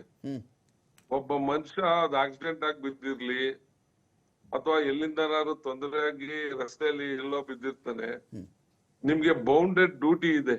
ನೀವು ಅವನನ್ನ ತಕ್ಷಣ ಆಸ್ಪತ್ರೆಗೆ ಸೇರ್ಸೋದು, ಅವ್ರಿಗೆ ಟ್ರೀಟ್ಮೆಂಟ್ ಕೊಡೋದು, ಇದೆಲ್ಲ ಪ್ರಕ್ರಿಯೆಗಳು ನೀನ್ ಮಾಡಿದ್ದೆ ಆದಾಗ ನೀವು ಹೇಳೋ ವಿಚಾರಗಳಿಗೆ ಒಂದಷ್ಟು ಸಪೋರ್ಟ್ ಸಿಗುತ್ತೆ ವಿನಃ ನೀವು ಅವನನ್ನ ಕರ್ಸಿದ್ದೆ ಅವನ್ಗೆ ವಾರ್ನ್ ಮಾಡಕ್ಕೆ ಅಂತನೋ ತೊಂದರೆ ಮಾಡಕ್ಕೆ ಅಂತಾನೆ ಕರ್ಸಿದ ಮೇಲೆ ನೀವ್ ಹೊಡೆದ್ರು ಹೊಡೆದ್ರು ಅನ್ನೋದು ಪ್ರಶ್ನೆ ನೆಕ್ಸ್ಟ್ ಸ್ಟೇಜ್ ಅಲ್ಲಿ ಆಗುತ್ತೆ. ಜೊತೆಗೆ ನೀವು ಹೊಡೆದಿರೋದಂತೂ ನಿಜ ಅನ್ನೋದು ಆಗಿರೋದ್ರಿಂದ ಆ ಸಾವು ನಿಮ್ಮ ಏಟ್ಗೂ ಆಗಿರ್ಬೋದು ಅನ್ನೋದು ಪ್ರಶ್ನೆ ಬರುತ್ತಲ್ಲಿ. ಕೊನೆ ನಿಮ್ಮ ಏಟಿಂದಾನೇ ಅವ್ರು ಸತ್ತಿರ್ಬೋದು ಅನ್ನೋದು ಪ್ರಶ್ನೆ ಆಗ್ತೈತಲ್ಲಿ. ಹಾಗಾಗಿ 149 ಏನಿದೆ, 34, 149 all both are same. Common intention ಅಂತ ಹೇಳ್ತೀವಿ, ಕಾಮನ್ ಮೋಟಿವ್. ಈ ಕಾಮನ್ ಇಂಟೆನ್ಷನ್ ಜೊತೆಗೆ ಯಾವಾಗ ಆಗುತ್ತೆ, ಪೊಲೀಸ್ ಸ್ಟೇಷನ್ಗೆ ಹೋಗಿ ಸರೆಂಡರ್ ಮಾಡಿಸೋದು. ಯಾವಾಗ 4 ಜನನ್ನ ನಾವ್ ಯಾವ್ದೋ ಬೇರೆ ದುಡ್ಡು ವ್ಯವಹಾರಕ್ಕೋಸ್ಕರ ನಾವು ಜಗಳ ಆಗಿ ನಾವೇ ಸಾಯಿಸಿ ಹಿಂಗ್ ಮಾಡಿದ್ವಿ ಅಂತ ಒಂದು ಸುಳ್ಳು ವಿಚಾರಗಳನ್ನ ಇಟ್ಟು ಅವ್ರನ್ನ ಸರೆಂಡರ್ ಮಾಡೋ ಪ್ರಯತ್ನ ಏನಾಗುತ್ತೆ, ಅದು ಇಲ್ಲಿಗೆ ಲೀಡ್ ಆಗುತ್ತೆ. ಇವ್ರು ಮರೆಮಾಚೋದಕ್ಕೆ ದರ್ಶನ್ ಇನ್ಸ್ಟ್ರಕ್ಷನ್ ಮೇಲೆ ದರ್ಶನ್ ಕೊಟ್ಟ ದುಡ್ಡಿನ ಒಂದು ಆಸೆಗೆ ಬಲಿಯಾಗಿ ಏನ್ ಅವ್ರೆಲ್ಲ ಅದು 20 ಲಕ್ಷನ 10 ಲಕ್ಷನ ಎಷ್ಟು ಅವರು ಡಿಸ್ಟ್ರಿಬ್ಯೂಟ್ ಮಾಡ್ತಾರಲ್ಲ, ಅದು ಈ ಫಸ್ಟ್ ಅವ್ನು ಅಲ್ಲಿಂದ ಕರ್ಕೊಂಡ್ ಬಂದಿದ್ರಿಂದ ಈ ಕೊನೆ ಹಂತದ ವಿಚಾರಕ್ಕೆ ಅದು ದೊಡ್ಡ ಸಪೋರ್ಟ್ ಆಗ್ಬಿಡುತ್ತೆ. ಆ ದುಡ್ಡನ್ನ ಹಂಚಿ ಅವ್ರು ನೀವೇ ಹೋಗಿ ಒಪ್ಕೊಂಡು ಅಲ್ಲಿ ಕ್ಲೋಸ್ ಮಾಡಿದ್ದ ಒಂದು ಮರೆಮಾಚೋ ಕೆಲ್ಸಕ್ಕೆ ಉಚ್ಚಾರ ಆಗ್ತಾರಲ್ಲ, ಆವಾಗ ದರ್ಶನ್ ರೋಲು ಇನ್ನೂ ಸ್ಟ್ರಾಂಗ್ ಆಗ್ಬಿಡುತ್ತೆ ಅಲ್ಲಿ. ಹಾಗಾಗಿ ಈ ಪ್ರಕರಣದಲ್ಲಿ ಆ ತರದ ಅವನು ಡಿಫೆನ್ಸ್ ತಗೊಳ್ಳೋದು ಕಷ್ಟ. ದಿಲೀಪ್ ಅವರೇ, ಈ ಇಡೀ ಕೇಸ್ ವಿಚಾರಕ್ಕೆ ಅಂತ ನಾವು ಬಂದಾಗ, ರೇಣುಕಾಸ್ವಾಮಿ ವಿಚಾರದಲ್ಲಿ ರೇಣುಕಾಸ್ವಾಮಿ ಪರ ನಾವು ನಿಂತ್ಕೊಂಡಾಗ ಒಬ್ಬ ಅಮಾಯಕ ಇದ್ದ ಮನುಷ್ಯ ಏನೋ ಚಾಟಿಂಗ್ ಮಾಡಿರಬಹುದೇನೋ, ಇಷ್ಟು ಉಗ್ರ ಶಿಕ್ಷೆ ಅಲ್ಲ ಅಂತ ನಾನು ಆಗಲೇ ದರ್ಶನ್ ವಿಚಾರದಲ್ಲೂ ಕೇಳ್ತಾ ಇದ್ದೆ. ಲೇಟಾಗಿ ಬಂದೆ ನಾನು ಅಂತ ಹೇಳಿ. ಈ 17 ಜನ ಹೊಡೆದಿದ್ರಲ್ಲಿ 17 ಜನ ಈಗ ಎಲ್ಲರೂ ಇದ್ರ ತುಂಬ ಫೋಕಸ್ ಆಗೋದು ಯಾರ ಮೇಲೆ ಅಂತ ಹೇಳಿದ್ರೆ ದರ್ಶನ್ ದರ್ಶನ್ ದರ್ಶನ್ ಅಂತ ಫೋಕಸ್ ಆಗುತ್ತೆ. ಅನೇಕರಿಗೆ ದರ್ಶನ್ ಈ ಕೇಸಿಂದ ಆಚೆ ಬಂದ್ಬಿಡ್ಲಪ್ಪ, ಅವರೇನು ಅಷ್ಟು ಮಾಡಿರ್ಲಿಕ್ಕಿಲ್ಲ ಅಂತ ಒಂದಿರುತ್ತೆ. 17 ಜನರಲ್ಲಿ ದರ್ಶನ್ನೇ ಹೊಡೆದಿದ್ದು, ಈ ಏಟು ದರ್ಶನ್ ಬಿದ್ದಾಗ್ಲೇ ಸತ್ತಿದ್ದು ಅನ್ನೋದು ಇಂಪಾರ್ಟೆಂಟಾ? 17 ಜನದಲ್ಲಿ ಒಬ್ಬ ಹೊಡೆದೇ ಇರಲಿ, ಆ ಗುಂಪಿನ ಒಬ್ಬ ಭಾಗ ಆಗಿರಲಿ, ಅವನು ಸತ್ತ ಮೇಲೆ ಇನ್ಫಾರ್ಮ್ ಮಾಡದೇ ಇರೋದು ಕಾರಣಕ್ಕೋಸ್ಕರವಾಗಿ 17 ಜನ ಸಮಾನ ಅಪರಾಧಿಗಳು ಅಂತ ಕನ್ಸಿಡರ್ ಆಗುತ್ತಾ ಅಂತ? ಸರ್, ಇದು ತುಂಬ ಪ್ರೀಮೆಚೂರ್ ಆಗುತ್ತೆ ಇವಾಗ ಹೇಳೋದು. ಸೊ ನೀವು when it comes to defence, for example ನೀವು ಇವಾಗ 364 ಏನು ಕಿಡ್ನಾಪ್ನ ನಾನು ಪ್ರೂವ್ ಮಾಡ್ಬೇಕಂತ ಹೇಳಿದ್ರೆ, ಚಿತ್ರದುರ್ಗದಿಂದ ಬೆಂಗಳೂರಿಗೆ ಕರ್ಕೊಂಬಂದಿ ಸತ್ಯ, ಬಟ್ ಅದು ಕಿಡ್ನಾಪ್ ಅಲ್ಲ ಅಂತ ಹೇಳ್ಬಿಟ್ಟು the nature the way he was brought here, ಅದು 364 ಅವನೇ ವಾಲಂಟ್ರಿಲಿ ಬಂದ ಈ ತರ ಹೇಳಿ, ಸೊ 364 ನೀವು ಎಸ್ಕೇಪ್ ಆಗ್ತೀರಿ ಅನ್ಕೊಡಿ ಫಾರ್ ಎಕ್ಸಾಂಪಲ್. ಸೊ 364 ಎಸ್ಕೇಪ್ ಆದ್ಮೇಲೆ ಸೊ ಅವನೇನೋ ದರ್ಶನ್ ನೋಡ್ಲಿಕ್ಕೆ ಕೂತಲ್ನೋ ಏನೋ ಬಂದ ಅಂತ ಹೇಳ್ಬಿಟ್ಟು ಅಲ್ಲಿ ಬಂದಿರತಕ್ಕಂಥ ಸ್ಥಳದಲ್ಲಿ ಮೊದಲು ಯಾರಿದ್ರು ಗೊತ್ತಿಲ್ಲ, ಯಾರು ಹೊಡೆದ್ರು ಗೊತ್ತಿಲ್ಲ, ಯಾರು ಎಷ್ಟು ಹೊಡೆದ್ರು ಎಲ್ಲಿ ಹೊಡೆದ್ರು ಗೊತ್ತಿಲ್ಲ. ಆದ್ರೆ ಅವನಿಗೆ ದರ್ಶನ್ ವಿಸಿಟ್ ಮಾಡಿದಾಗ ಅವನು ಜೀವಂತವಾಗಿ ಚೆನ್ನಾಗೆ ಇದ್ದ, ಬದುಕಿದ್ದ. ಆಯ್ತಾ? ಸೊ ಏನೋ ಒಂದು ಇಲ್ಲ 2 ಜನ ಐ ವಿಟ್ನೆಸ್ ಹೇಳಿಕೆ ಪ್ರಕಾರ ನಾವು ವಿಲ್ ಗೋ ಬೈ ಡಾಕ್ಯುಮೆಂಟ್ಸ್. ಅವರು ನಾನು ಇಲ್ಲ ನಾನು ನೋಡಿದೆ, ದರ್ಶನ್ ಅವರು ಒಂದೇಟ ಹೊಡೆದ್ರು, ಮೇಡಮ್ ಅವರು ಒಂದೇಟ ಹೊಡೆದ್ರು, ಸೊ ಅವ್ರು ಅಲ್ಲಿಂದ ಹೋದ್ರು ಅಂತ ಹೇಳ್ಬಿಟ್ಟು ಏನೋ ಬಿಟ್ಬಿಟ್ಟು ಕಳಿಸ್ರಪ್ಪ ಅವನ್ನ, ಯಾಕಪ್ಪ ಅವ್ನು ಇಷ್ಟು ಸಣ್ಣ ವಿಚಾರಕ್ಕೆಲ್ಲ ಇಲ್ಲಿ ಕರ್ಕೊ ಬಂದು ಹಿಂಗೆ ಮಾಡಿದ್ದೀರಾ, ಸೊ ಕಳಿಸಿ ಅಂತ ಹೇಳಿದ್ದಾರೆ ಅಂತ ಲೆಟ್ ಅಸ್ ಅಸ್ಯೂಮ್. ಸೊ ಅವರಿಗೆ ಗೊತ್ತಿಲ್ಲದ ಹಾಗೆ ಅಲ್ಲಿ ಹೊಡೆದಂತ ಗಾಯಗಳಿಂದ ಅವನು ಮರಣ ಹೊಂದಿದ್ದಾನೆ. ಆದ್ರೆ ಇವರಿಗೆ ಅದು ಗೊತ್ತಿಲ್ಲ, ಇದು ಮರ್ಡರ್ ಬರಲ್ಲ. ಸಾಹೇಬ್ರು ಹೇಳ್ದಂಗೆ ಕಲ್ಪಬಲ್ ಹೋಮ್ಸೈಡ್ 304 ಬರುತ್ತೆ ಅಂತ ಹೇಳ್ಬಿಟ್ಟು ಬೇರೆ ರೀತಿ ವಾದನೂ ಕೂಡ ಎತ್ಕೋಬಹುದು. ಯಾಕಂದ್ರೆ 304ಗೆ ಬೇರೆ ಅಂದ್ರೆ ಪನಿಷ್ಮೆಂಟ್ ಕಡಿಮೆ ಇದೆ, 302ಗೆ ಪನಿಷ್ಮೆಂಟ್ ಜಾಸ್ತಿ ಇದೆ. ಸೊ ಈ ಪ್ರೂವ್ ಮಾಡೋಂಥ ಜವಾಬ್ದಾರಿ ಏನು, ದರ್ಶನ್ ಅವರೇ ಅಲ್ಲಿಂದ ಇಲ್ಲಿ ಕಿಡ್ನಾಪ್ ಮಾಡಿಸಿದ್ರು, ದರ್ಶನ್ ಅವರೇ ಇಲ್ಲಿ ಕರ್ಸಿದ್ರು, ದರ್ಶನ್ ಅವರೇ ಹೇಳ್ಬಿಟ್ಟು ಹೊಡ್ಸಿದ್ರು, ದರ್ಶನ್ ಅವರು ಕೂಡ ಹೊಡೆದ್ರು, ಹಾಗಾಗಿ ಅವನಿಗೆ ಸಾವಿಗೆ ಕಾರಣ ಅಂತ ಹೇಳ್ಬಿಟ್ಟು ಪ್ರೂವ್ ಮಾಡೋಂಥ ಪೂರ್ತಿ ಜವಾಬ್ದಾರಿ ಪ್ರಾಸಿಕ್ಯೂಷನ್ ಮೇಲಿದೆ. ಆದರೆ ಸೊ ಇವರಿಗೆ ದರ್ಶನ್ ಅವರಿಗೆ ಈ ಕೇಸಲ್ಲಿ ತುಂಬ ಹಲವಾರು ಡಿಫೆನ್ಸ್ ಇದೆ. ಆಯ್ತಾ, ಅದು ಅವ್ರಿಗೆ ಗೊತ್ತಿರುತ್ತೆ, ಅವ್ರ ವಕೀಲರಿಗೆ ಗೊತ್ತಿರುತ್ತೆ. ಸೊ ಒಂದು, you have to dispute that he has never caused murder. There was no intent to murder. He has never kidnapped. He was never part of this any conspiracy. And absolutely there is no evidence to show that he has conspired in advance to commit such an offense. ಅಂತ ಹೇಳ್ಬೇಕಾಗಿತ್ತು, ಯಾರ್ಯಾಕೆ ಕರ್ಕೊಂಡು ಬಂದಿದ್ರೋ, ಏನ್ರೋ ಇದು, ಏನು ಕೆಲಸ ಮಾಡಿರೋದು ನೀವು, ನೀವೇ ಕರ್ಕೊಂಡ್ ಬಂದು ಕೂರಿಸ್ಕೊಂಡಿದ್ದೀರಿ ಇವನ್ನ. ಸೊ ದರ್ಶನ್ ಏನು ಗೊತ್ತಿಲ್ಲ ಅಲ್ವಾ? that is not ruled out. That is not ruled out. ಇವಾಗ ಏನೇನ್ ಸಾಕ್ಷಿಗಳು ಏನ್ ಎಕ್ಸಾಮಿನ್ ಮಾಡಿದ್ದಾರೆ ಅದನ್ನ ಹೇಳಿದ್ದು, ಅದು ಗುಂಪಿನಲ್ಲಿ ಯಾರೋ ಒಬ್ಬ ಹೋಗ್ಬಿಟ್ಟು ಕಾನೂನು ಪ್ರಜೆ ಆಗಿದ್ದವನು, ದೇಶದ ನಾಗರಿಕನಾಗಿದ್ದಂಥವನು ಹೇಳ್ಬಿಡ್ಬೇಕಾಗಿತ್ತು, ಇನ್ಫಾರ್ಮೇಶನ್ ಕೊಟ್ಬಿಡ್ಬೇಕಾಗಿತ್ತು, ಹಿಂಗಾಗೋದು ಹೆಚ್ಚು ಕಡಿಮೆ ಅಂತ ಹೇಳಿ. ಇವಾಗ ನಾವು ಪ್ರಾಸಿಕ್ಯೂಷನ್ ಸಾಕ್ಷಿಗಳು ಏನ್ ಚಾರ್ಜ್ ಶೀಟ್ ಅಲ್ಲಿ ಲೇ ಮಾಡಿದ್ದಾರೆ ಅದ್ರ ಪ್ರಕಾರ ನಾವು ಹೇಳ್ತಾ ಇದೀವಿ. ನಾಳೆ ಅದೇ ವ್ಯಕ್ತಿ ಇಲ್ಲ ನಾನು ಈ ತರ ಪೊಲೀಸರ ಮುಂದೆ ಹೇಳಿಕೆ ಕೊಟ್ಟಿಲ್ಲ, ಪೊಲೀಸರ ಈ ತರ ಹೇಳಿಕೆ ಕೊಟ್ಟಿದೀಯಾ ಅಂತ ಹೇಳ್ಬಿಟ್ಟು ಬರ್ಕೊಂಡಿದ್ದಾರೆ, ನಾನು ಅಲ್ಲಿ ದರ್ಶನ್ ಅವ್ರು ಹೊಡೆದಿದ್ದು ನಾನು ನೋಡ್ನೇ ಇಲ್ಲ, ಅಲ್ಲಿ ಬಂದಿದ್ದು ನಾನು ನೋಡ್ನೇ ಇಲ್ಲ ಅಂತ ಮ್ಯಾಜಿಸ್ಟ್ರೇಟ್ ಮುಂದೆ ಹೇಳಿಕೆ ತಗೊಂಡಿದ್ದು. ಅದಕ್ಕೆ ನಾವು ಇರ್ಬೋದು, ಪೊಲೀಸರ ಮುಂದೆ ತಗೊಳ್ಳಿಲ್ಲ, ಮ್ಯಾಜಿಸ್ಟ್ರೇಟ್ ಮುಂದೆ ಹೇಳಿಕೆ ತಗೊಂಡ್ರು, ಪರವಾಗಿಲ್ಲ. ಈ ತರ ಉಲ್ಟಾ ಆಗುತ್ತೆ ಅಂತ ತಗೊಂಡಿದ್ದೀವಿ ಮೊದಲನೇ ಹೇಳಿಕೆ. ಎಷ್ಟು ಕೇಸಲ್ಲಿ ಪೊಲೀಸರು ಹೇಳ್ಕೊಂಡು ಮ್ಯಾಜಿಸ್ಟ್ರೇಟ್ ಮುಂದೆ ಕರ್ಕೊಂಡು ಹೋಗಲ್ಲ, ಈ ರೀತಿ ಹೇಳಿಕೆ ಕೊಡಬೇಕು ಅಂತ ಹೇಳ್ಬಿಟ್ಟು ಬಲವಂತ ಹೇಳಿ. ಹೌದು, ಹಾಗಂತ ಹೇಳ್ಬಿಟ್ಟು ಇವಾಗ ಏನ್ ಪೊಲೀಸರು ಹೆದರ್ಸದೇ ಇಲ್ವಾ ಸ್ಟೇಟ್ಮೆಂಟ್ ಕೊಡಬಾರ್ದು ಅಂತ ಹೇಳ್ಬಿಟ್ಟು.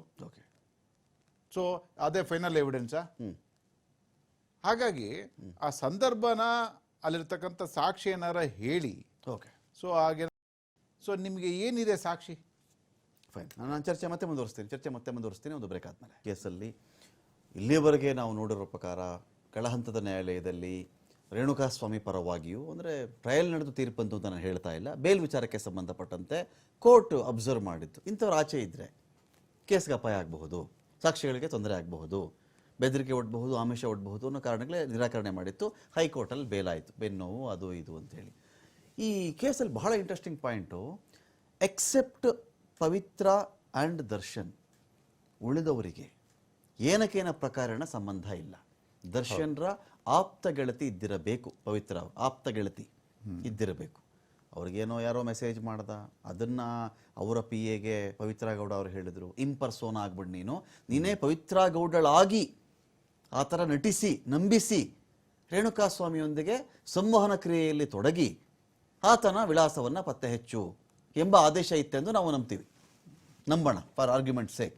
ಅದು ಬಿಟ್ರೆ ಈ ತರ ಇತ್ತು, ಅವ್ರೇನೋ ಕರ್ಕೊಂಡು ಬಂದ್ರು, ಸ್ವೀಟ್ ಸುಪಾರಿ ಓಕೆ ಇತ್ತು ಅಂತ ಅಂದ್ಕೊಂಡ್ರು. ಆ ನಂತರದ ದರ್ಶನ್ಗ ವಿಷಯ ಬಂತು, ಈ ತರ ಮಾಡಿ ನಾನು ಪತ್ತೆ ಹಚ್ಚಿಬಿಟ್ಟಿದ್ದೀನಿ ಅಂತ ದರ್ಶನ್ ಕಡೆಯಿಂದ ಕರೆಸಿದ್ರು ಅಂತ ಹೇಳಿ ಇಬ್ಬರು ಬಿಟ್ಟುಬಿಟ್ರೆ, ಇನ್ನು 15 ಜನ ಇದ್ದಾರಲ್ಲ, ಇವರುಗಳ ಕಥೆ ಏನೇ ಕೇಸಲ್ಲಿ ಅಂತೇಳಿ ಏನೂ ಸಂಬಂಧ ಇಲ್ಲ. ವೈಯಕ್ತಿಕವಾಗಿ ಏನೂ ಅವ್ರಿಗೆ ಅನ್ಯಾಯ ಆಗಿರಲಿಲ್ಲ, ತೊಂದರೆ ಮಾಡಿರಲಿಲ್ಲ, ಆಮಿಷ ಇರಲಿಲ್ಲ, ಇವ್ರ ಮನೆಯವ್ರನ್ನಾರು ನಿಲ್ಲಿಸಿರಲಿಲ್ಲ, ಅಥವಾ ಕೆಟ್ಟಕೊಳಕ ಭಾಷೆಯಲ್ಲಿ ಕೇಳಿರಲಿಲ್ಲ, ಏನೋ ಬಿಟ್ಟುಬಿಡಿ. 15 ಜನಕ್ಕೆ ಏನೂ ಸಂಬಂಧ ಇಲ್ಲ. ಇವ್ರ ಕಥೆ ಏನು? ನಮ್ಮಲ್ಲಿ ಏನು ಹೇಳ್ತಾರೆ, ಈ ಅಪರಾಧ ಕೃತ್ಯದಲ್ಲಿ ಭಾಗಿಯಾದವರು ಅಂತ ಹೇಳ್ಬಿಟ್ಟು, ಈ ಭಾಗಿಯಾದವರಿಗೂ ಅಂದರೆ ಮೇಲೆ ಇವಾಗ ನಾವು ಏನು ಸುಪಾರಿ ಕೊಟ್ಟಂಥ ವ್ಯಕ್ತಿ ಅಥವಾ ಅಪರಾಧ ಮಾಡತಕ್ಕಂಥ ವ್ಯಕ್ತಿ ಬೇರೆ ಬೇರೆ ಅಂತ ಡಿಸ್ಟಿಂಗ್ವಿಷ್ ಮಾಡಲ್ಲ. ನಿನಗೆ ಅತಿಯಾದ ನಿನ್ನ ಏನು ನನ್ನ ಡಿ ಬಾಸ್ ಅಂತನೋ ಅಥವಾ ಹೀರೋ ಅಂತನೋ ಅಥವಾ ಸ್ನೇಹ ಅಂತನೋ ಅಥವಾ ಅವ್ರಿಗೆ ಗೌರವ ಕೊಡಬೇಕು ಅಂತನೋ ನೀನು ಒಳ್ಳೆ ಕೆಲಸ ಮಾಡಿದ್ರೆ ಅದು ಬೇರೆ. ನೀನು ಅವರ ಮೇಲೆ ಇರ್ತಕ್ಕಂತಹ ಒಂದು ಸ್ನೇಹಕ್ಕೋಸ್ಕರ ಅವರು ಹೇಳಿದಾಗೆ ಒಂದು ಅಪರಾಧವನ್ನು ಮಾಡಿದರೆ ಅದು ಅಪರಾಧ ಅಂತ ಗೊತ್ತಿದ್ದು ಕೂಡ ಅದು ಕೂಡ ಅಂದರೆ you are not exempted. So ಎಲ್ಲರೂ ಕೂಡ ಸಮಾನವಾಗಿ ಅಪರಾಧದಲ್ಲಿ ಭಾಗಿಯಾಗಿದ್ದಾರೆ ಅಂತಲೇ ಅರ್ಥ. ಓಕೆ. ಸೊ ಹಾಗಾಗಿ ನಾವು ಅವ್ರನ್ನ ಡಿಸ್ಟಿಂಗ್ವಿಷ್ ಮಾಡಲ್ಲ. ಯಾಕಂದರೆ only Renukaswamy sent a message to Pavithra Gowda. It's the victim according to Believed to be. Victim is the Pavitra Gowda, and victim friend is also been felt bad because he has sent a message to his friend. Okay okay. Lokeshwar sir, ಈಗ ಮಹಾಭಾರತದಲ್ಲಿ ದುಶ್ಯಾಸನ ದ್ರೌಪದಿಯ ಸೀರೆ ಎಳೆಯಲಾಗಿ 18 ಅಕ್ಷೋಹಿಣಿ ಸೈನ್ಯ ನಿರ್ನಾಮ ಆಗೋಯ್ತು ಅಂತ, ಸೀರೆ ಎಳೆದ ಕಾರಣದಿಂದ ಶುರುವಾದಂಥ ಒಂದು ಇಡೀ ವಿಚಾರ 18 ಅಕ್ಷೋಹಿಣಿ ಸೈನ್ಯದ ನಾಶ ಕಾರಣವಾಯಿತು ಅಂಥೇಳಿ ಇಲ್ಲಿ ಪವಿತ್ರ ಗೌಡಗೆ ಬಂದಂಥ ಒಂದೇ ಒಂದು ಮೆಸೇಜ್, 1 ದಿನ ಬಂತೋ 2 ದಿನ ಬಂತೋ 3 ದಿನ ಬಂತೋ ಇರಲಿ, ಒಂದು ಚಾಟಿಂಗ್ ನಡೆದಿದೆ, ಅವಾಚ್ಯವಾಗಿ ಅಷ್ಟಿಲ್ವಾಗಿ ಏನೋ ನಡೀತಾ ಇತ್ತು ಅಂತ ನಂಬೋಣ ನಾವು ಫಾರ್ ಆರ್ಗ್ಯುಮೆಂಟ್ ಸೇಕ್. ಇಡೀ ವಿಚಾರದಲ್ಲಿ ಪವಿತ್ರ ಗೌಡ ಸುಪ್ರೀಂ ಕೋರ್ಟಲ್ಲಿ ಎಂಥ ಮಾತು ಹೇಳಿದ್ರು ಅಂದರೆ, ಈ ಬೇಲ್ ನನಗೆ ಬೇಕು ಅನ್ನೋ ಒಂದು ವಾದವನ್ನು ಮಂಡಿಸೋ ಸಂದರ್ಭದಲ್ಲಿ, ಸರ್ ನಾನು ಹೆಬಿಚುವಲ್ ಅಫೆಂಡರ್ ಅಲ್ಲ, ನನಗೊಬ್ಬಳು ಮಗಳಿದ್ದಾಳೆ, ನಾನೊಬ್ಬಳು ಸಿಂಗಲ್ ಪೇರೆಂಟ್ ಇದ್ದೀನಿ, ನಾನು ಮಗಳನ್ನ ನೋಡ್ಕೊಳ್ಬೇಕು, ನನಗೆ ಬೇಲ್ ಕೊಟ್ಟುಬಿಡಿ. ಕರ್ಕೊಂಡು ಹೋದರು, ಈ ಥರ ಕೆಟ್ಟದಾಗ ನಾನು ಚಾಟ್ ಮಾಡಿದ್ದ, ಚಪ್ಪಲಿ ಒಂದೇಟು ಹೊಡೆದ್ಬಿಟ್ಟೆ ಅಂದರು. ಅಲ್ಲಿಗೆ ಪವಿತ್ರ ಗೌಡ ಅವರ ಎಂಟೈರ್ ಆರ್ಗ್ಯುಮೆಂಟು ಇಡೀ ಕೊಲೆ ಪ್ರಕರಣಕ್ಕೆ ಸಂಬಂಧಪಟ್ಟಂತೆ ಬಹುಶಃ ನಾಳೆ ಅವ್ರ ಕಡೆ ಡಿಫೆನ್ಸ್ ತಗೊಂಡು ಇದೇ ಮುಂದುವರಿಯಬಹುದೇನೋ. ಇರಲಿ, ಉಳಿದವ್ರು 16 ಜನದ ಕತೆ ಸರ್. ಆ ಹುಡುಗಿಗೆ ಹಿಂಗಾಯಿತು, ಆ ಹೆಂಗಸಿಗೆ ಹಿಂಗಾಯಿತು, ಕಳಿಸ್ಬಿಟ್ಟಂದೆ ಅಂತ ಹೇಳಿ ಇವರೆಲ್ಲ ಉಗ್ರಾವತಾರ ತಾಳ್ಕೊಂಡು ಆತನನ್ನ ಕೊಂದಿದ್ರೆ ಇವ್ರಗಳ ಗತಿ ಏನು ಅಂತ.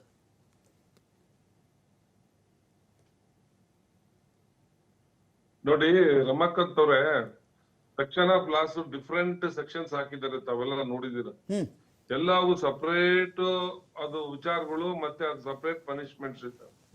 ಇಲ್ಲೂ ಇವ್ರ ಅಪರಾಧಗಳು ಯಾವ್ಯಾವ ರೀತಿ ಮಾಡಿದ್ದಾರೆ ಅಂತ ನಾಳೆ ಕೋರ್ಟ್ ಅಲ್ಲಿ ಪ್ರಾಸಿಕ್ಯೂಷನ್ ಪ್ರೂವ್ ಮಾಡೋದು ವಿಚಾರ ಒಂದ್ ಕಡೆ ಆದ್ರೆ, ಆ ಪ್ರೂವ್ ಮಾಡಿದ ಮ್ಯಾಟರ್ಸ್ ಅಲ್ಲಿ ಕೋರ್ಟ್ ಸಹ ಯಾರ್ಯಾರ್ದು ಪಾತ್ರ ಎಷ್ಟು ಅಂತ ಫೈನಲ್ ಮಾಡಿ ಅವ್ರಿಗೆ ಯಾವ್ಯಾವ ಶಿಕ್ಷೆ ಕೊಡ್ಬೇಕು ಅನ್ನೋ ತೀರ್ಮಾನಕ್ಕೆ ಬರುತ್ತೆ. ಎಲ್ಲಾರ್ಗು ಒಂದೇ ಶಿಕ್ಷೆ ಕೊಡೋದಿಲ್ಲ, ನಮ್ಗೆ ಗೊತ್ತಿರ್ಲಿ ಅದು.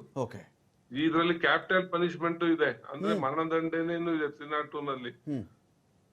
ಮತ್ತೆ ಲೈಫ್ ಇಂಪ್ರಿಸನ್ಮೆಂಟ್ ಇದೆ. ಈಗ ಲೈಫ್ ಇಂಪ್ರಿಸನ್ಮೆಂಟ್ ಅಂದ್ರೆ ಮೊದಲ ತರ ಅಲ್ಲ, ಈಗ ಅವ್ರು ಜೈಲಾಗಿರ್ಬೇಕು ಅನ್ನೋ ಒಂದು ಪನಿಷ್ಮೆಂಟ್ ತರದ್ದು ಈಗ ಪ್ರಶ್ನೆಗಳು ಬಂದಿದೆ.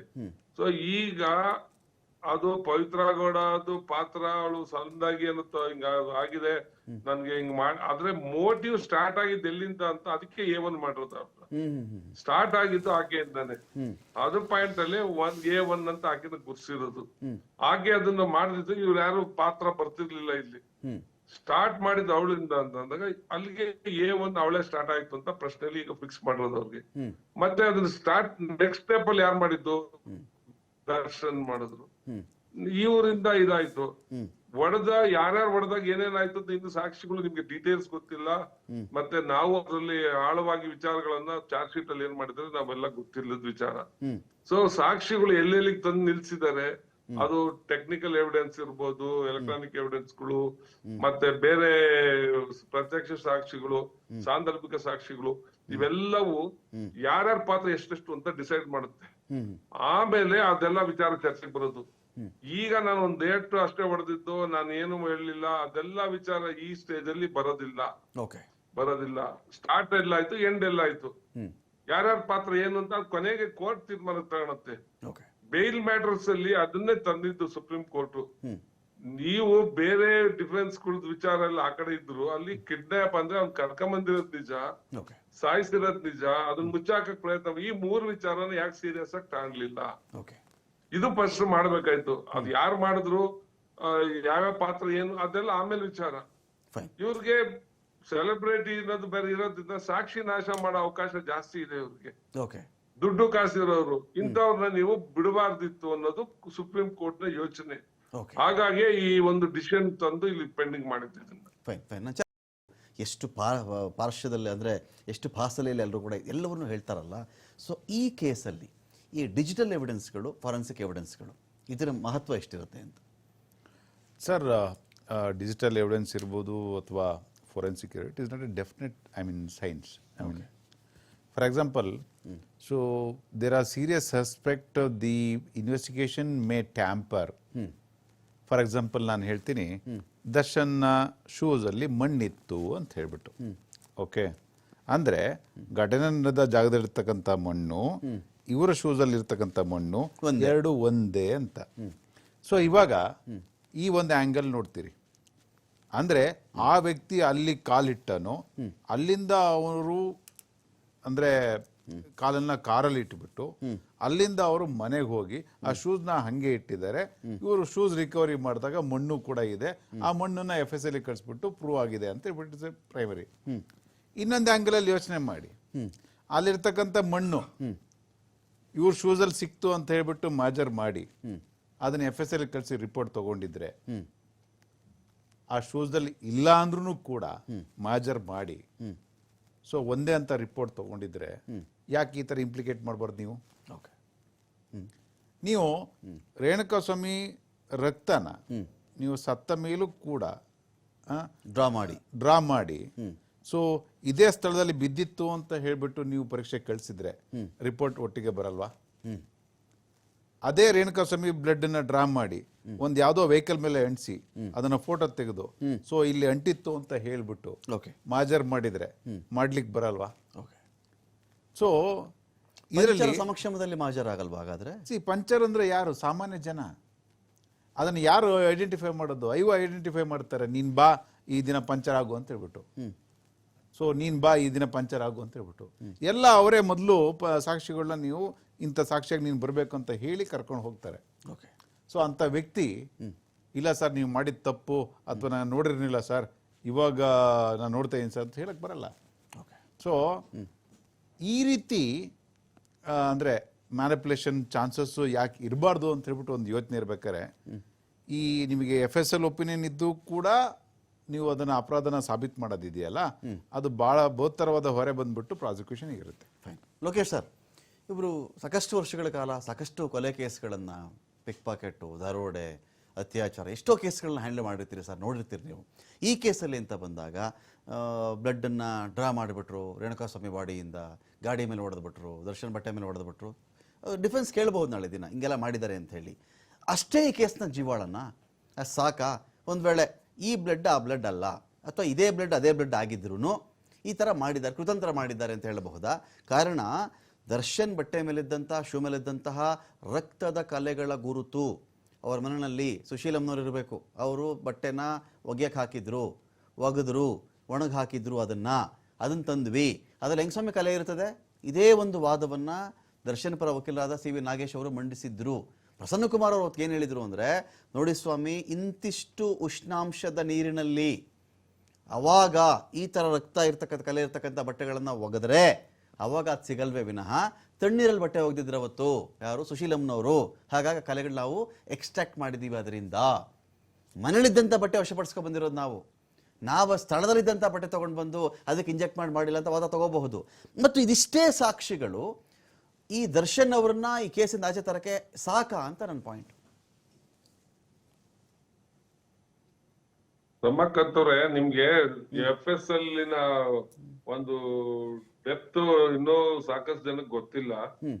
ನೀವು ಮನುಷ್ಯನ ಬದುಕಿದ್ದಾಗ ಅವನ ರಕ್ತದಲ್ಲಿರ್ತಕ್ಕಂತ ಏನು ಕೆಮಿಸ್ಟ್ರಿ ಇದೆ, ಅವನು ಸತ್ತ ಮೇಲೆ ಅದೇ ರಕ್ತದಲ್ಲಿ ಕೆಮಿಸ್ಟ್ರಿ ಬದಲಾವಣೆ ಆಗ್ತವೆ.